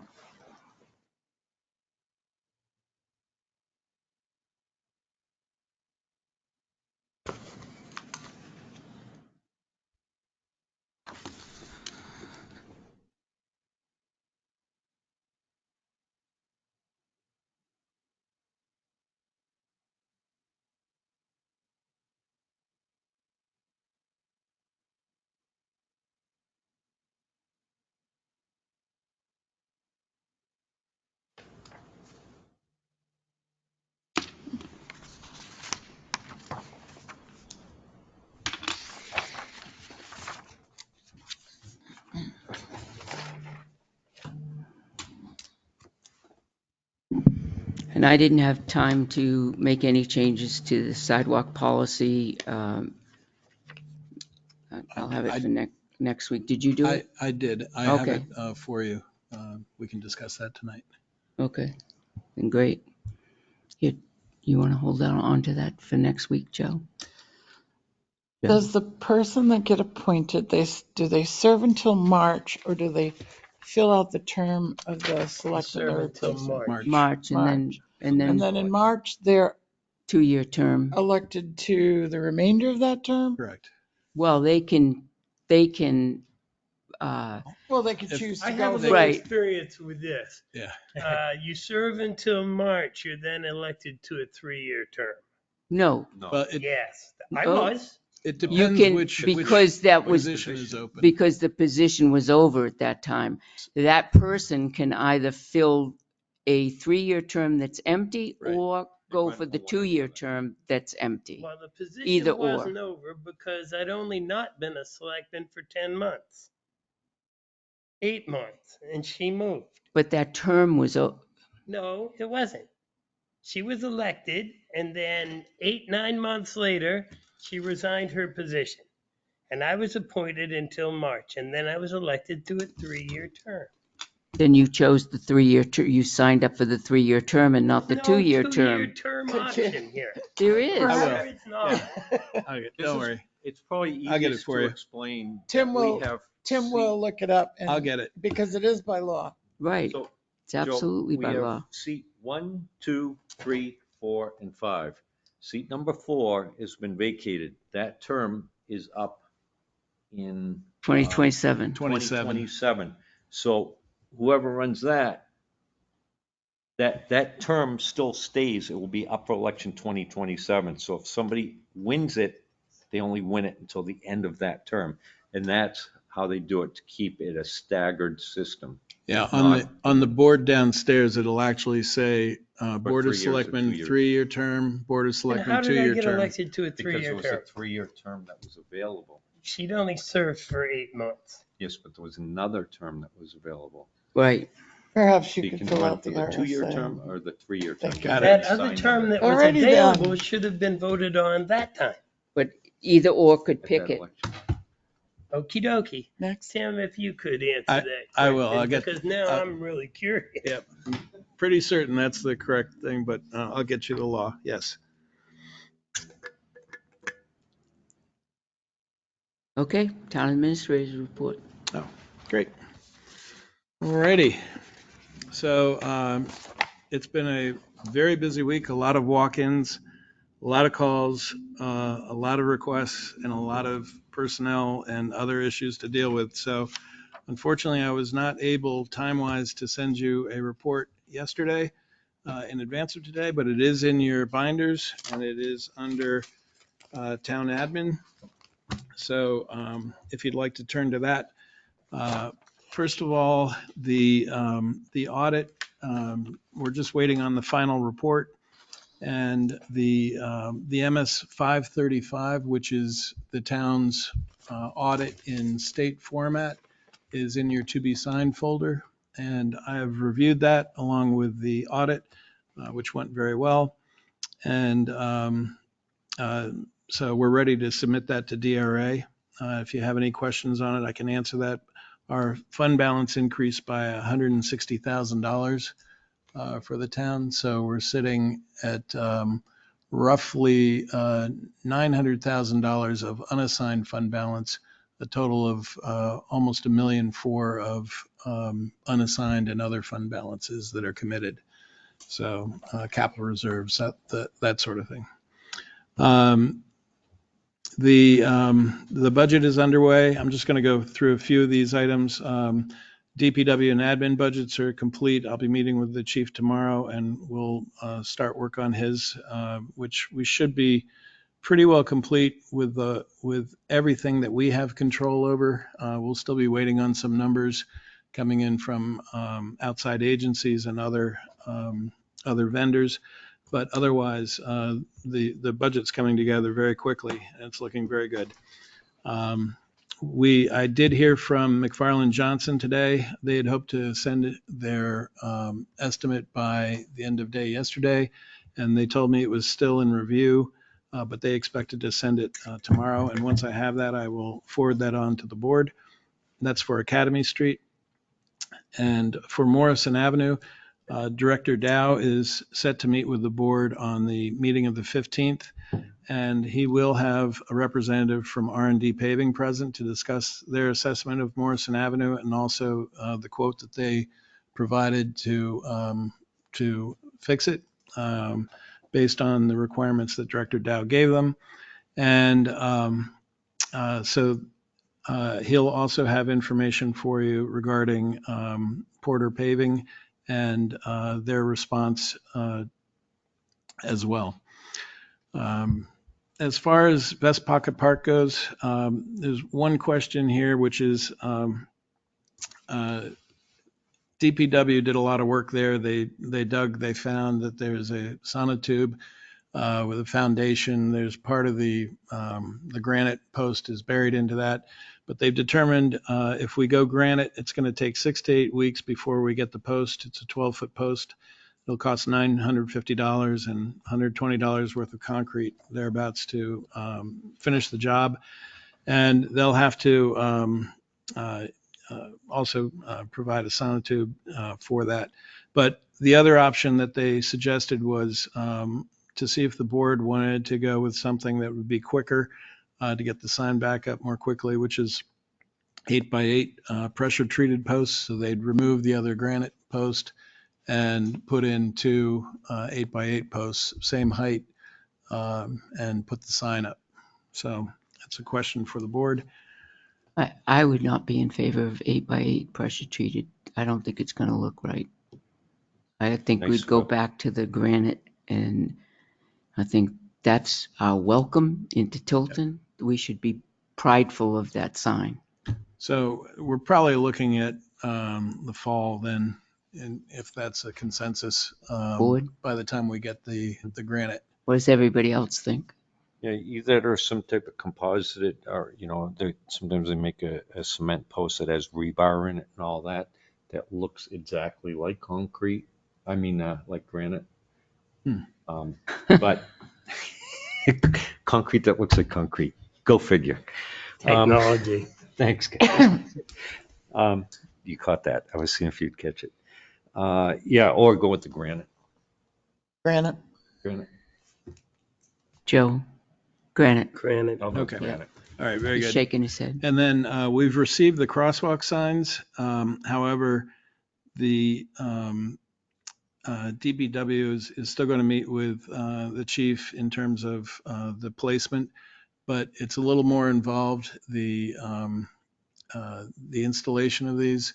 So they are anticipating they're going to have to auger, break up and auger, for where these posts are going to go. They're supposed to have again, a foundation with J-hooks, poured into the concrete that these posts will attach to.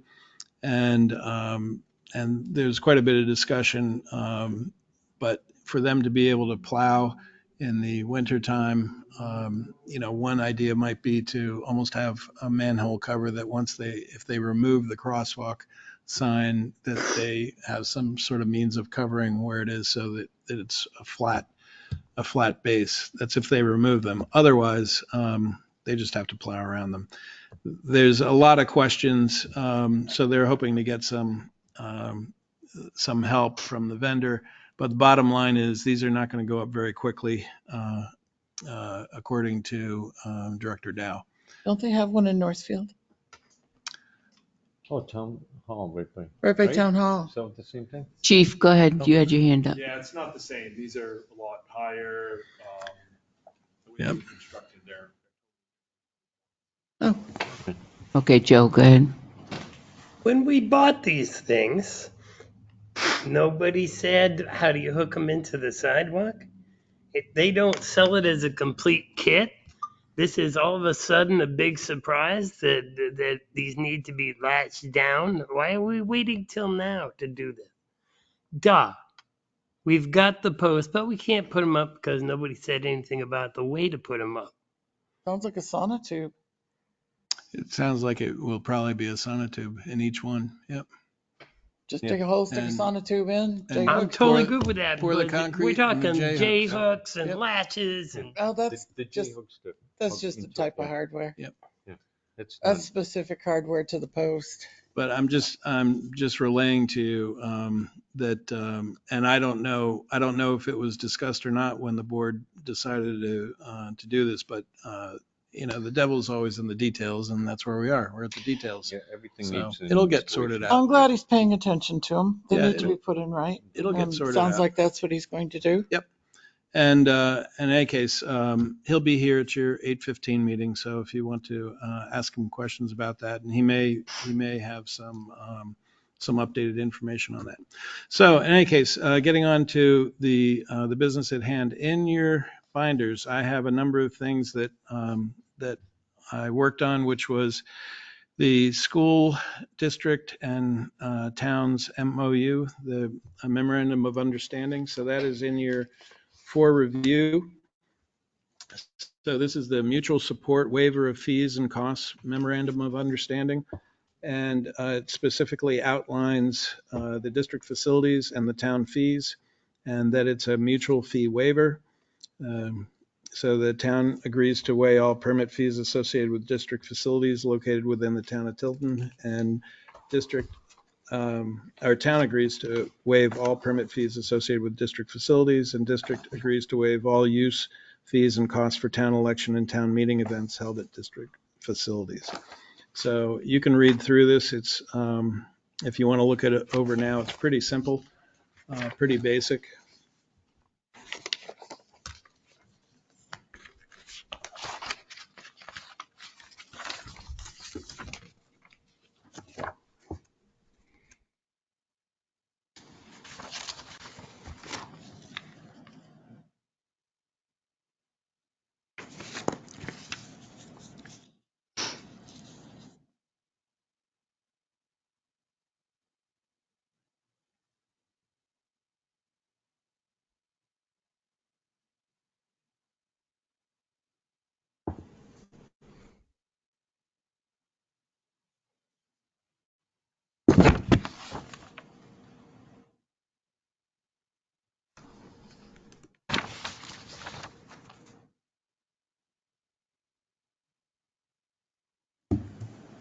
Does the district understand that if we do this, then when we use the facility for voting, that it also comes with the necessary uh, uh, facility people? Yes. Okay. Yes. And they have been providing people at times, paying overtime for them and not charging the town. Yeah, I understand that yeah. part. It doesn't say anything here, so I just wanted to make sure Yes. that, Yeah, and that's why it says use of facilities and any costs associated with okay, holding the elections. got it. Has this been sent to the district? No, it has not. I took a shot at it to see what the board would think, and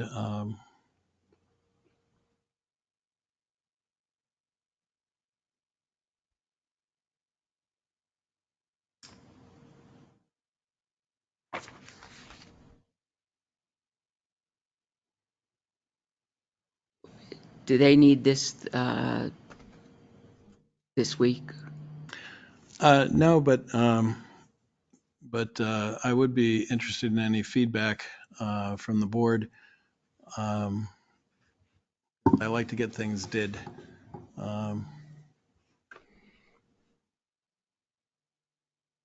But no, it doesn't.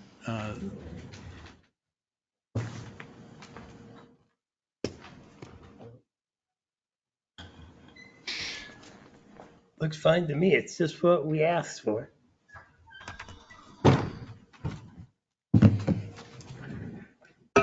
They waive theirs, we waive ours. I'd like a day or two to look it over, read it again, if at all possible. Oh yeah, it's. I like it. I don't dislike it at all. I just like another, if we could. Mhm. Unless the board, Any other feedback from me? unless the rest of the board agrees with it, I'm fine with it. Although I agree with it, if you want more time to read it, go right ahead. You fine with it, Catherine, or? I'm thinking about it. No Yeah. rush. It's very well worded. Yep. Thank you. I'm just, as Pat asked, Yeah, there's no rush. there's a lot of things besides just the facility. And it does say and costs associated with. Does this adequately include the staff and whatnot? I mean, it is incredible the staff they provide us with. There's no reduction in anything other than what we've been doing. Okay, So I'm good with it then. That's my only concern. It All right, says, then. district agrees to waive all fees and costs, town Yeah. election and town meeting events. I think that's all we have there, right? Town meeting and town elections. I don't Right. think there's, and I did expand so that that it does say, or other suitable meeting spaces as requested by the town. Mhm. So if for some reason we were unable to use a regular meeting space, we could see about using the library or some other area there, if it was required. And again, that I have a note in here that use of facilities must be approved by the district, but such availability and use will not be unreasonably be withheld. So I think this Yeah. Do you want to vote? That's it. I'm fine with it if you I want think to you vote. covered it. Okay, you're good. Okay. You're good. Make a All right. motion to approve the support waiver. Do I hear a second? Second. I have a motion and a second to approve the mutual support waiver for Winnisquam School District. Discussion? I hear none. All those in favor? Aye. Aye. Wonderful. I will Nice use job, one of Tim. these. Thank you. I'll use one of these for signature. Maybe we can send one around before the end of the evening. The next item is Got the mine right here. the sidewalk policy. So that's the next item in your binder, right behind the memorandum of understanding. And this has the items that were discussed. I went back and re-listened to the meeting and tried to incorporate based on the intent of the board, because some of it was a little contradictory, but the bottom line was in this in the policy under A, this is where it talks about the items must be retrieved within 24 hours during Department of Public Works normal business hours. And on B, unless authorized by the Board of Selectmen, there was no change to flags. But in 3, under the exceptions, there was the board wished to add or as authorized by the Board of Selectmen, because there was a discussion of the, would there be a quote unquote permit or not? So this would just be as authorized. And those were, and then also the definition of, in number 1, the definition of what Main Street sidewalks were as defined by Riverfront Park to Tilton Island Park, which there was some discussion about Mechanic Street to Chestnut, but then the board said, well, let's use the park to park. Right. So those were those changes. I think I got them all. Nicely done. Yep. Make a motion, we accept the selectmen's policy pertaining to tables, chairs, benches, and other obstructions on Main Street sidewalks. Jessamine, second. Motion's been made and seconded. Discussion? All those in favor? Aye. Aye. Great. Maybe we can use I one got of one. these to pass it around and get that signed as well. So then the next items are related to job descriptions. And while these are a little, more involved, the first one was one that this has not been modified since it was first presented to the Board of Selectmen, which is the land use coordinator.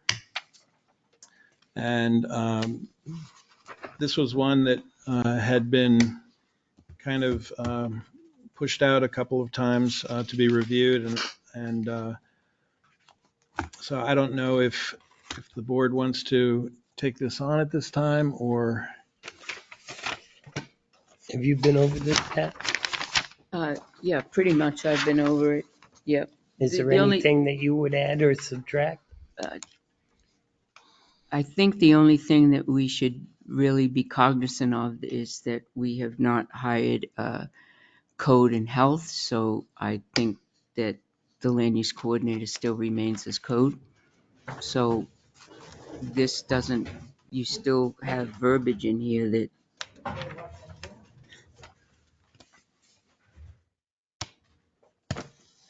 The Board of Selectmen could appoint that position to be the interim Yeah. code enforcement officer, could we not? mhm. There Yeah, you you go. could, yep.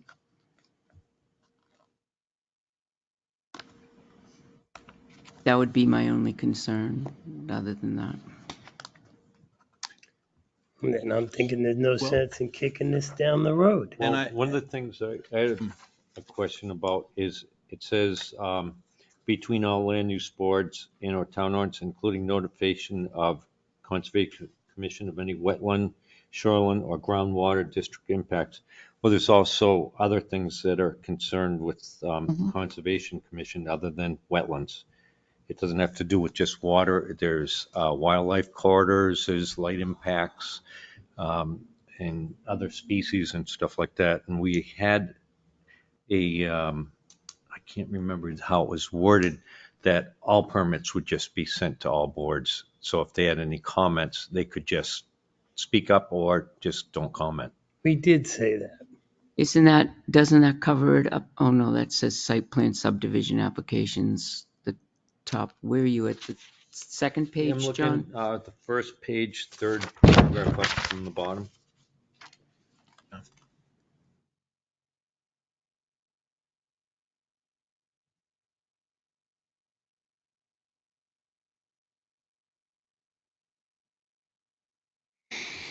There's a couple of places where it says, sending specific things to conservation. The second page on the top, it's all site plans, subdivision applications mailed to the planning board, zoning, and conservation. And then further down, I read that it,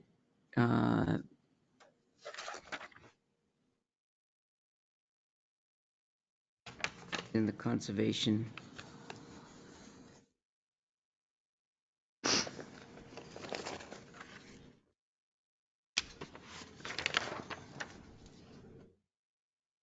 And, in that paragraph, it says that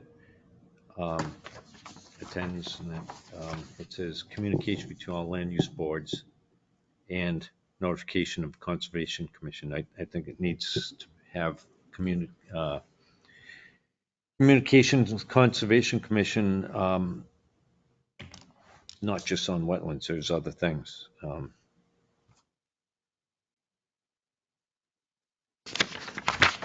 So we can leave out the wetlands part and just say including notification of the Conservation Commission, period. That's what I was thinking. Yeah, because that's being Because done. there's so many different things, like you said, John. But There this is. also says it ensures communication, but the other one, it says includes notification to the Conservation Commission. So it should have communication, you want Right. to communicate, not just say, hey, this is going on. You want, Right. ensure communication between Yeah, all the boards. Why So- they're, Yeah. why they're. We do that now, but who's in that position after? So I think that you're right. I think it should That just say, covers it. right, it does, you should have it Are covered. there any other boards or anything that historical or when necessary or, well, no, that's a separate.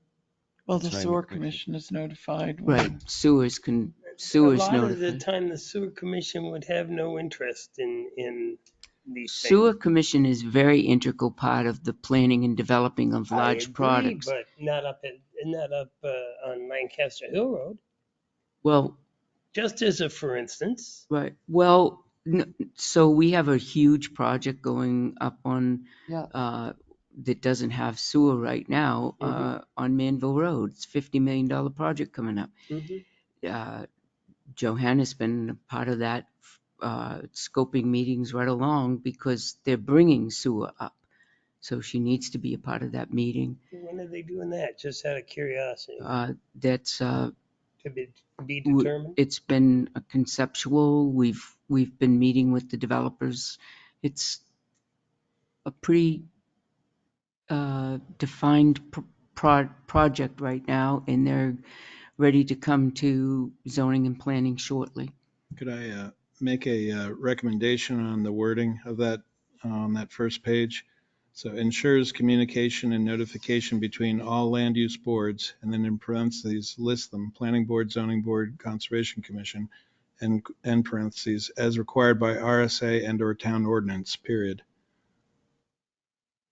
Well, but there's also if the zoning board or the planning board needs information from conservation or Right, should planning be a board two-way needs street. information from Correct. zoning. So it's Right. not just RSA or town ordinance. But Right, it says ensures communicate, oh, I see. right. It should be a two-way street. Or by board request. We should work in conjunction with reciprocal communication, which we do now, but I mean, it should be in writing. We had It being previous ambiguous, past. yeah. Right, I agree. Rules being ambiguous has led to numerous issues over the years. So I'd rather spend another, however long it takes to get this. I would hope to think that we've corrected a lot of that. If you like, I can take a stab at that. Okay. Okay. Okay. Yep. All right, so do you want to move on from that one? Or were there other offending areas in that I didn't see any. description? I didn't see any. No. Okay. So then the next item is updating the health enforcement officer's job description.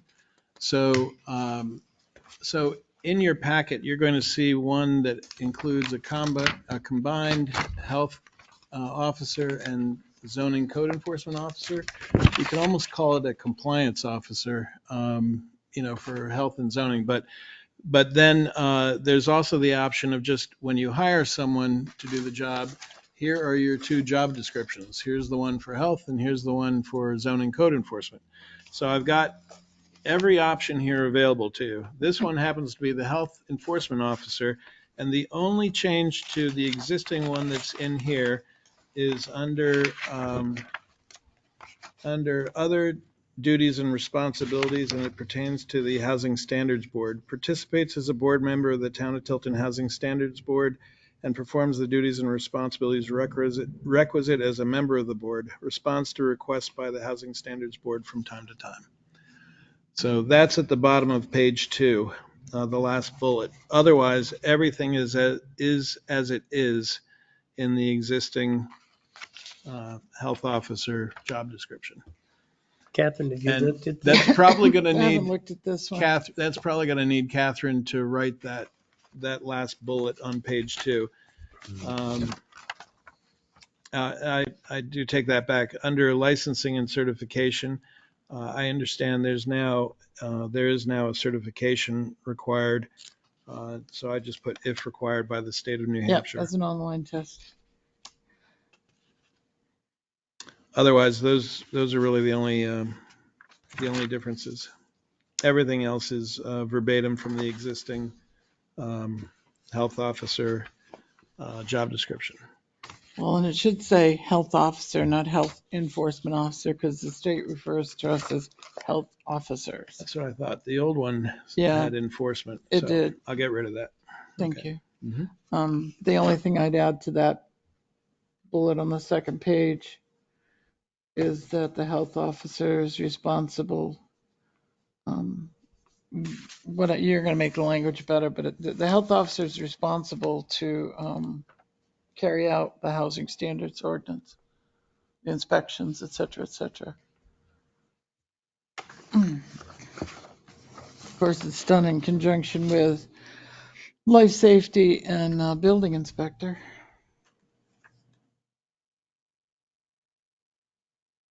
Okay.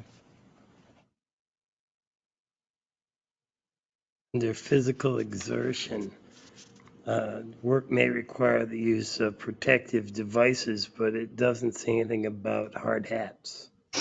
Now that, seems intuitive, but you go on a construction site, you should be wearing a hard hat, and most construction crews will require you to get one or to wear one.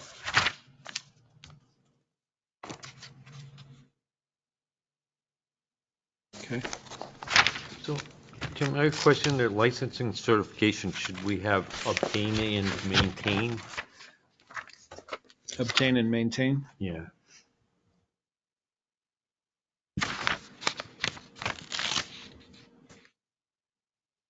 I have to check. Catherine, is it considered a certification? I'm not sure. I know that you can't be a health officer unless you take the test and pass it. Okay. Or obtain and maintain as required, Yeah. maybe? Yeah, that's good. If it's not required, then Okay, I will make those changes, and Catherine, if you wouldn't mind, I will send you the bullet, and you can edit that. Sure. and See if it whatever. looks okay. Yeah, Otherwise, whatever you need. I'll make sure we add the hard hat, the obtain and maintain as required, and remove the word enforcement from the title. Where are you adding hard hat? I don't think I've worn it. There's a thing that talks about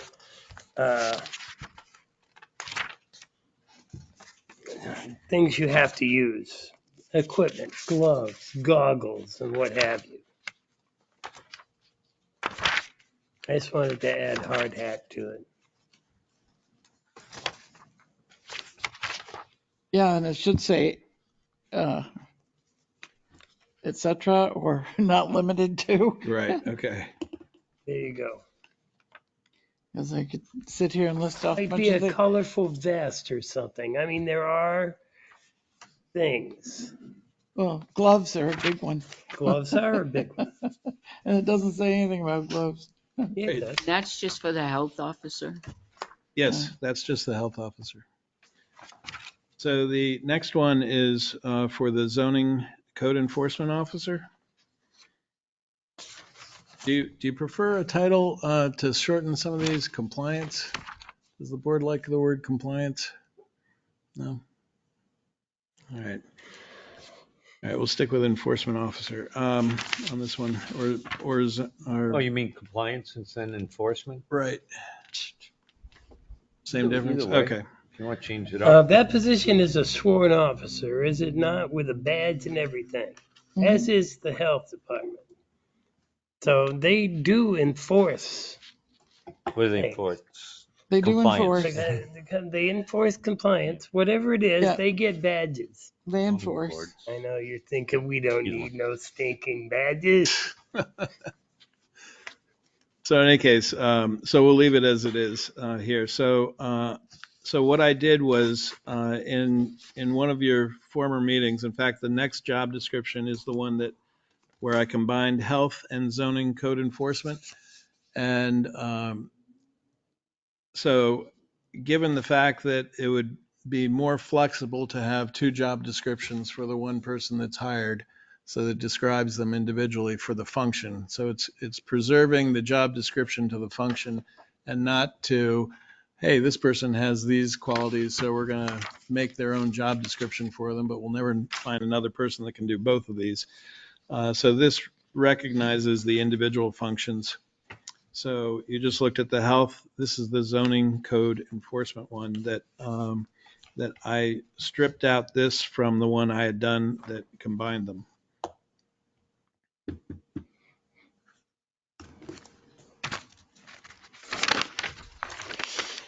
On the second page of the zoning. Yep. Licensing, no.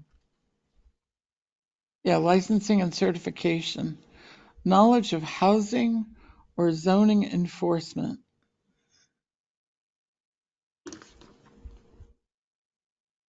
I'm not sure about housing, but the knowledge would be of the Tilton zoning Ordinances. ordinances. Of the enforcement will be of the ordinances, right? He's enforcing the Tilton zoning ordinances. This job also enforces codes, plumbing codes and electrical codes. No? No. That's the That's a building building inspector. inspector. Okay. Yeah. Because those Okay, are yeah. state building codes. Yeah. They This have a one state fire enforces, code, this too. one enforces our ordinances. And there could be, I don't think there's any electrical except for lights and Not downcast in and our stuff. ordinance. Plumbing, it's, But it could mention signs. I mean, it you should could say zoning, Yeah, what Tilton sign? zoning Tilton- ordinances. right, Well, signs are an Sign safety. and they're ordinance. part of Yeah. it. The knowledge of Tilton zoning ordinances. Yep. I'm not sure about housing. Okay, we'll take that out. They're not on the housing meeting list. It's Not the, part of our codes. it's the land use coordinator, the health Per officer. se. Correct. Yeah. Building, right. All right, so it'll read knowledge of Tilton zoning ordinances. Is this person is part of the membership of the Housing Standards Boards, is it not? The land use coordinator is.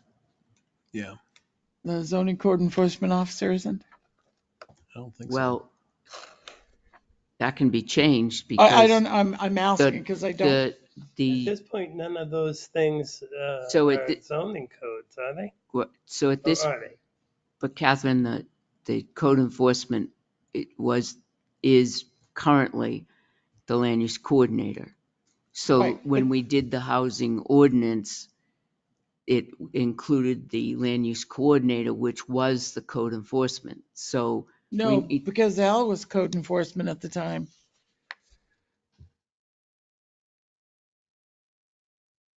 Al was a combination code and building right, code and then enforcement. shortly after that, That's when we created the housing standard ordinance. So right, He and used to go with me to do The the board, inspections. the board is listed as, shall be comprised of 7 members to include the town planner who shall serve as chairman, a member of the board of selectmen, the fire chief or designee, the code enforcement officer, the health officer, a landlord go. owning rental Okay. property. So this person is a member of There you go.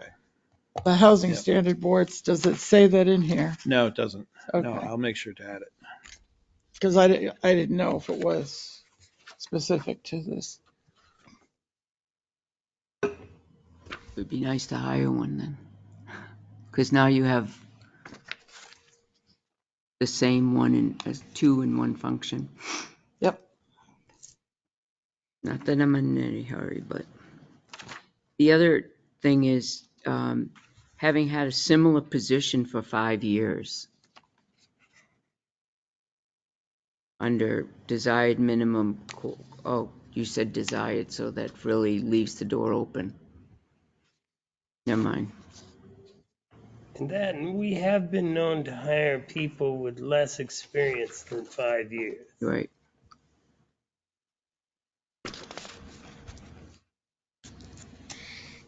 Okay, so I will work on making those updates to the zoning code enforcement officer.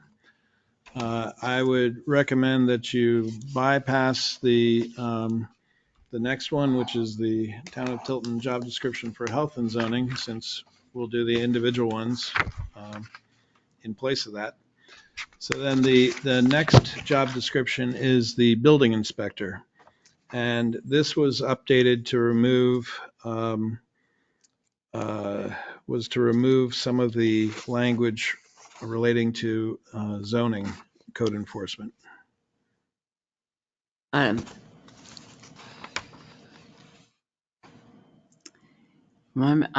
I just skimmed this, and it provides written monthly reports to the Board of Selectmen through the land use coordinator, including but not limited to.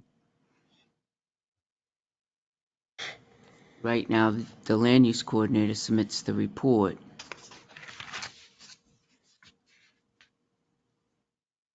Where's that, Pat? You're asking them to provide a written monthly report to the Board of Selectmen through the land use coordinator. Where do you So, see that? on the second page, Oh, okay. the second bullet. I see.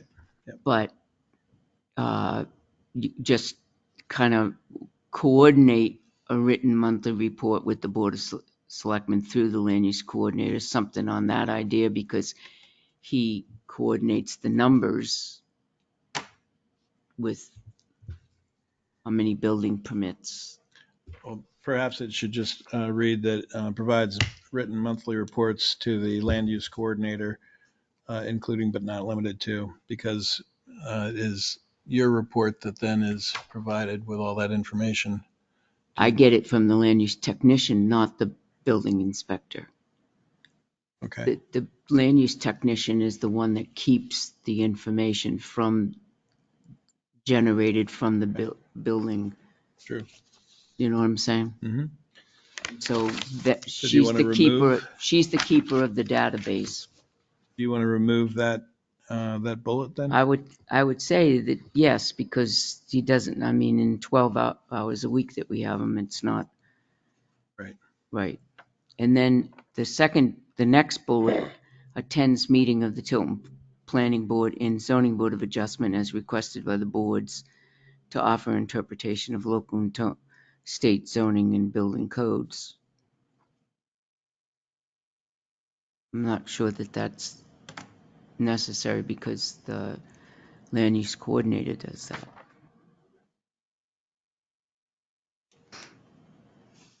I think he did some of that related to the trailer that was in question at one of the parks within the last 2 years, but Did he to actually easy- go, or did he write something to that? I recall, I feel like he was here, but yeah, probably not. Maybe it was something written, but that can be taken out. It's just whatever you'd like. These were items that were in the existing, in the former Right. former one. So really, the only thing that I did with the existing building inspector job description was remove the language that was specific to zoning code enforcement. Yeah. Those two just caught my eye, that's Okay. all. Did you talk about the third bullet up from the bottom on page 1? Conducts on-site inspection of buildings under new construction, alteration, or repair to determine that zoning requirements are met. And that same sentence it's almost identical to one that's under zoning code enforcement officer is where it should be, because he doesn't enforce our zoning, he enforces state building codes. Catherine, if I'm doing electrical work at my house, I don't need the zoning guy to come out. I need the building guy to come out, which would be allowed for on-site inspections, alteration and repair. Yeah. The word zoning could be changed to code requirements. Building code Building code requirements. requirements, yep. But they still have to go out sometimes for those things. Building code, But right. there are times, though, when you're out there, or let's say a new construction that you're building, and they're not aware of, when you have new construction and they're not aware of a zoning ordinance, and he is aware of the local zoning ordinances, he can instruct and say, no, I'm sorry, you can't do that. That's a zoning ordinance, and then refer him to the code enforcement. So right there, you're stopping something that's going to happen at that point, and that at this point, So are we But he requiring doesn't him to know conduct- all he doesn't. the zoning requirements? Joe is right. I mean, it should say building requirements, because the building inspector should not be conducting on-site inspection of buildings under new construction, alteration, repair to determine that zoning requirements are met. So He can I- should be can there I to just say determine that something while you guys building are- code. If we can get some order so everybody gets an opportunity to talk here, or I can just shout out like everybody else. I think we should go, It's up to you, John. because I raised my hand. I'm sorry, And I got but ignored I a was lot. continuing my conversation of my Right. concern about this. And Okay, John. So one of the things that happens is under new construction, somebody will construct a deck, and it will be, and we've seen this a lot, it will be outside or within the setback or something. Nobody's going to notice that. But when they go and pour the foundation in the beginning or something, they notice that, hey, they should know those things and they should catch them if they do it. We had the same thing with up by the lake that we went to. It was But- up by 8 inches. And then the whole building got built. right. So, sometimes the zoning board will make specific requirements for that building. So the inspector should know what those requirements were made by zoning and should double check, when they do a foundation, because zoning's not going to go up there and check it. But that's what the zoning code enforcement officer is supposed to be doing. In building inspections on when they pour a foundation or a deck, do you do that? The zoning code Every time? enforcement officer should go out. The building inspector will go up when there's new construction, there's a permit. He goes up and checks with the permits and stuff. Yes. But if he finds something that's a code violation, so now he has to come back and say, code enforcement, here you go. But he should be checking zoning requirements as for setbacks. When he does it, when they first pour that foundation, he's the guy there, or they set up everything for doing it. That it's 20 Well, that's what he feet. does now. Yeah. He does that now in That's his. what this says, the third bullet up there. So I'm thinking, I'll rest from here.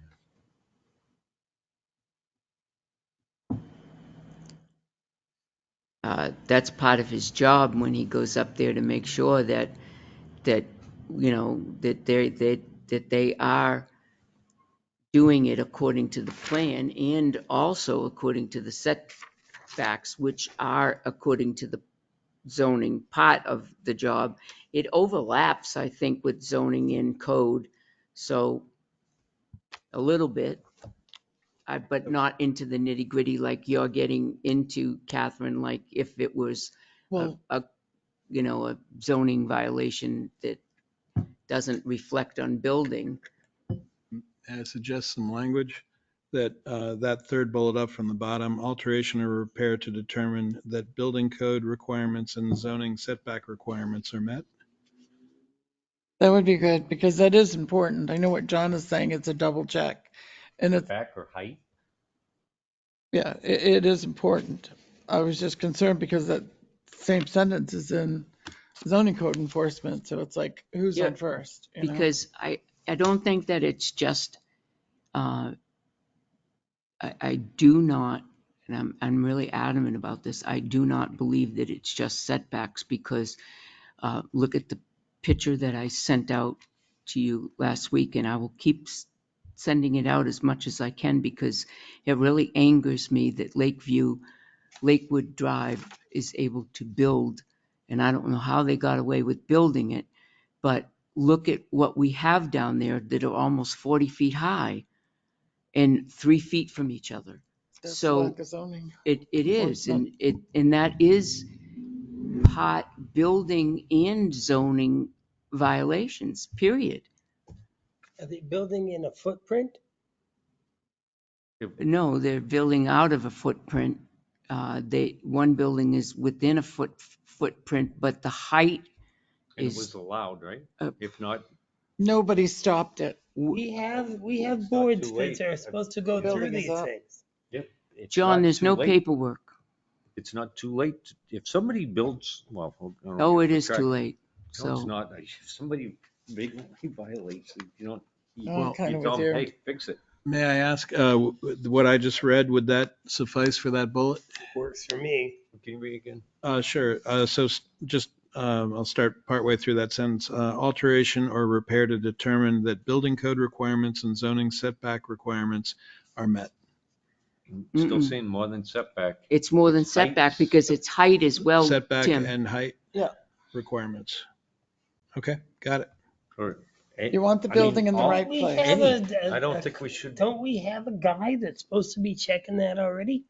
This is a double check. The building inspector goes out and makes sure that the plan that somebody's building a house is exactly where it's supposed to be. The foundation's where it's supposed to be, the setbacks are where it's supposed to be, and then as Septic. it progresses, he does double checks and triple checks and goes out there to make sure that everything is in place, including the height. Just zoning is, It's a good idea to just have a leave double zoning, check. period. Yeah, oh, he goes out many times to some properties. I'd say leave it alone.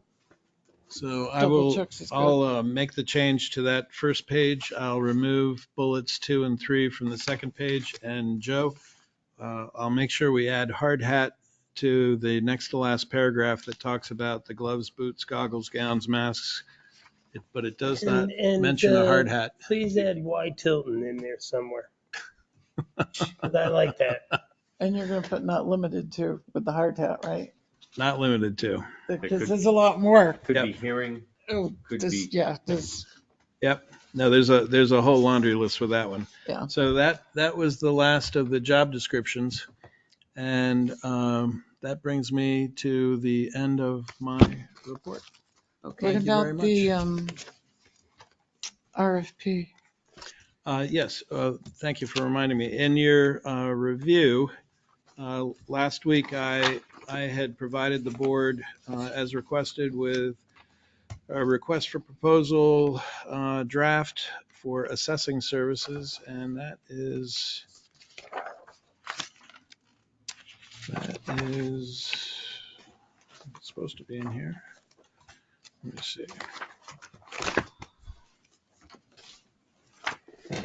No, It's behind the land use technician job summary.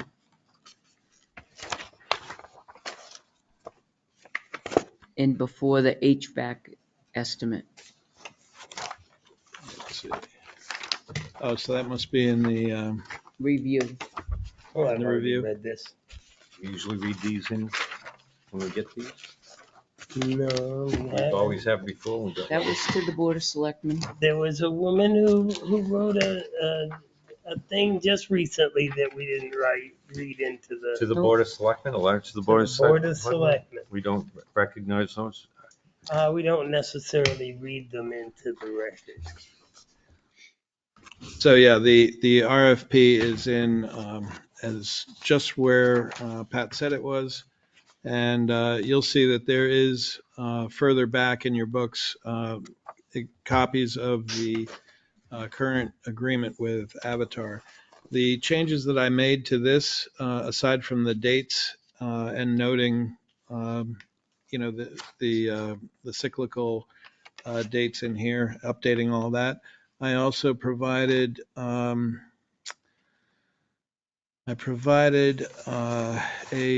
section that talks about how the assessments are to be discussed with citizens.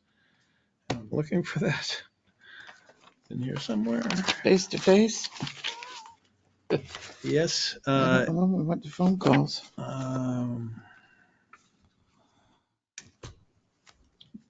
It feels like months ago that I wrote this, but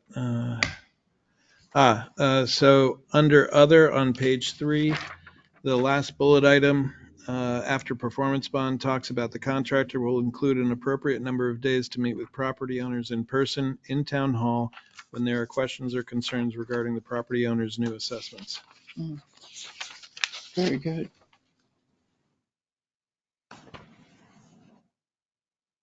That's on page 3 under other, last bullet item.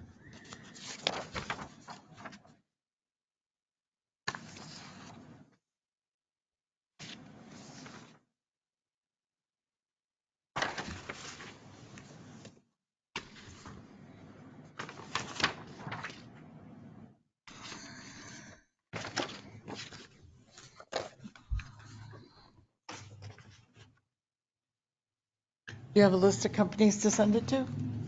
As I vast as will. it probably is? I will.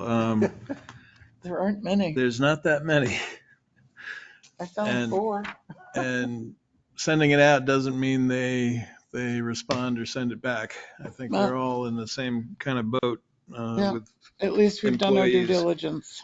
But yes, I can, if you have some specific ones you want it sent to, forward it to me to make sure I don't miss anyone. But otherwise, I will, if the board's fine with this, or the only thing I was wondering was, do you want to include something that just allows if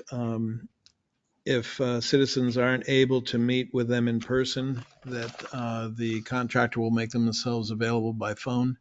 So in other words, the reverse of what we have now. So right now, it seems like the default is phone, and that it's that only by exception would it be in person, which was the discussion tonight. So, but in other words, if the citizen requests to do it by phone, I would think maybe that should be listed in here as well. So that, if somebody's in Florida or they're elsewhere, they're on vacation and they want to call in, or they're at work and they don't want to take off work to come meet with somebody. So I think it would be good to the requirement is they meet with them in town hall unless requested by the resident to conduct the interview by phone. That work? Something to that effect? Okay. I will. Would be phone or by other means. I mean, people Right. do Zoom, Yes, yeah, true. Email. Yeah. Okay. All right. If there's no objection, then I will, or if you want to vote or by consensus, I set the date of September 11th for submission return. But that was when we had, that was before the 2 weeks. So maybe this should be end of September at this point. So I'll push it out 2 weeks, give them a little more time. I'm fine with that. Sure. Okay. Yes. All right, great. All right, I'll take care of that. And that concludes my report for this evening. I just want to make sure that we are not meeting on August 29th. And I hear this voice over here, just don't pay attention to it.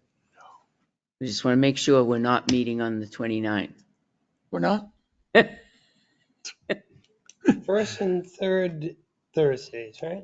Yep, That's right. unless there's 5 weeks and then we make a decision. So Well, That's it's 5 awfully weeks. early on to make a Let's- decision for the 29th. Well, if I can give you well, an he wants to opinion go on vacation. on the 29th. So the 29th is right before Labor Day weekend, first Yeah. of all, that Thursday before. And then also the beginning of the next week, you have your new town administrator starting. So he will be present for your first September meeting on the 6th.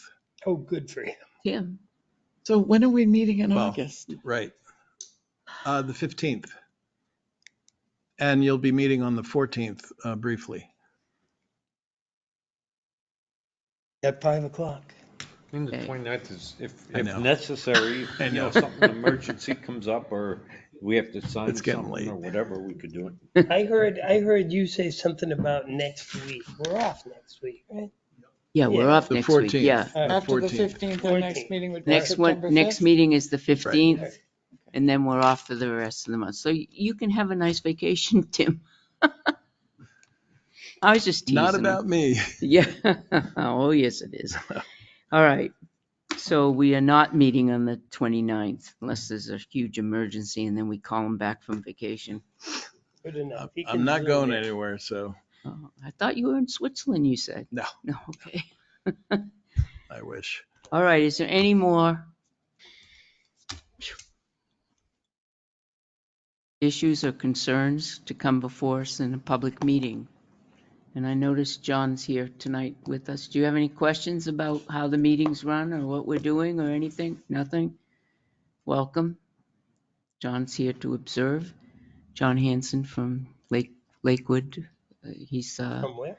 Lakewood Drive. He's the president of the association down there. Yeah. I'm curious too how some of that. Just curious about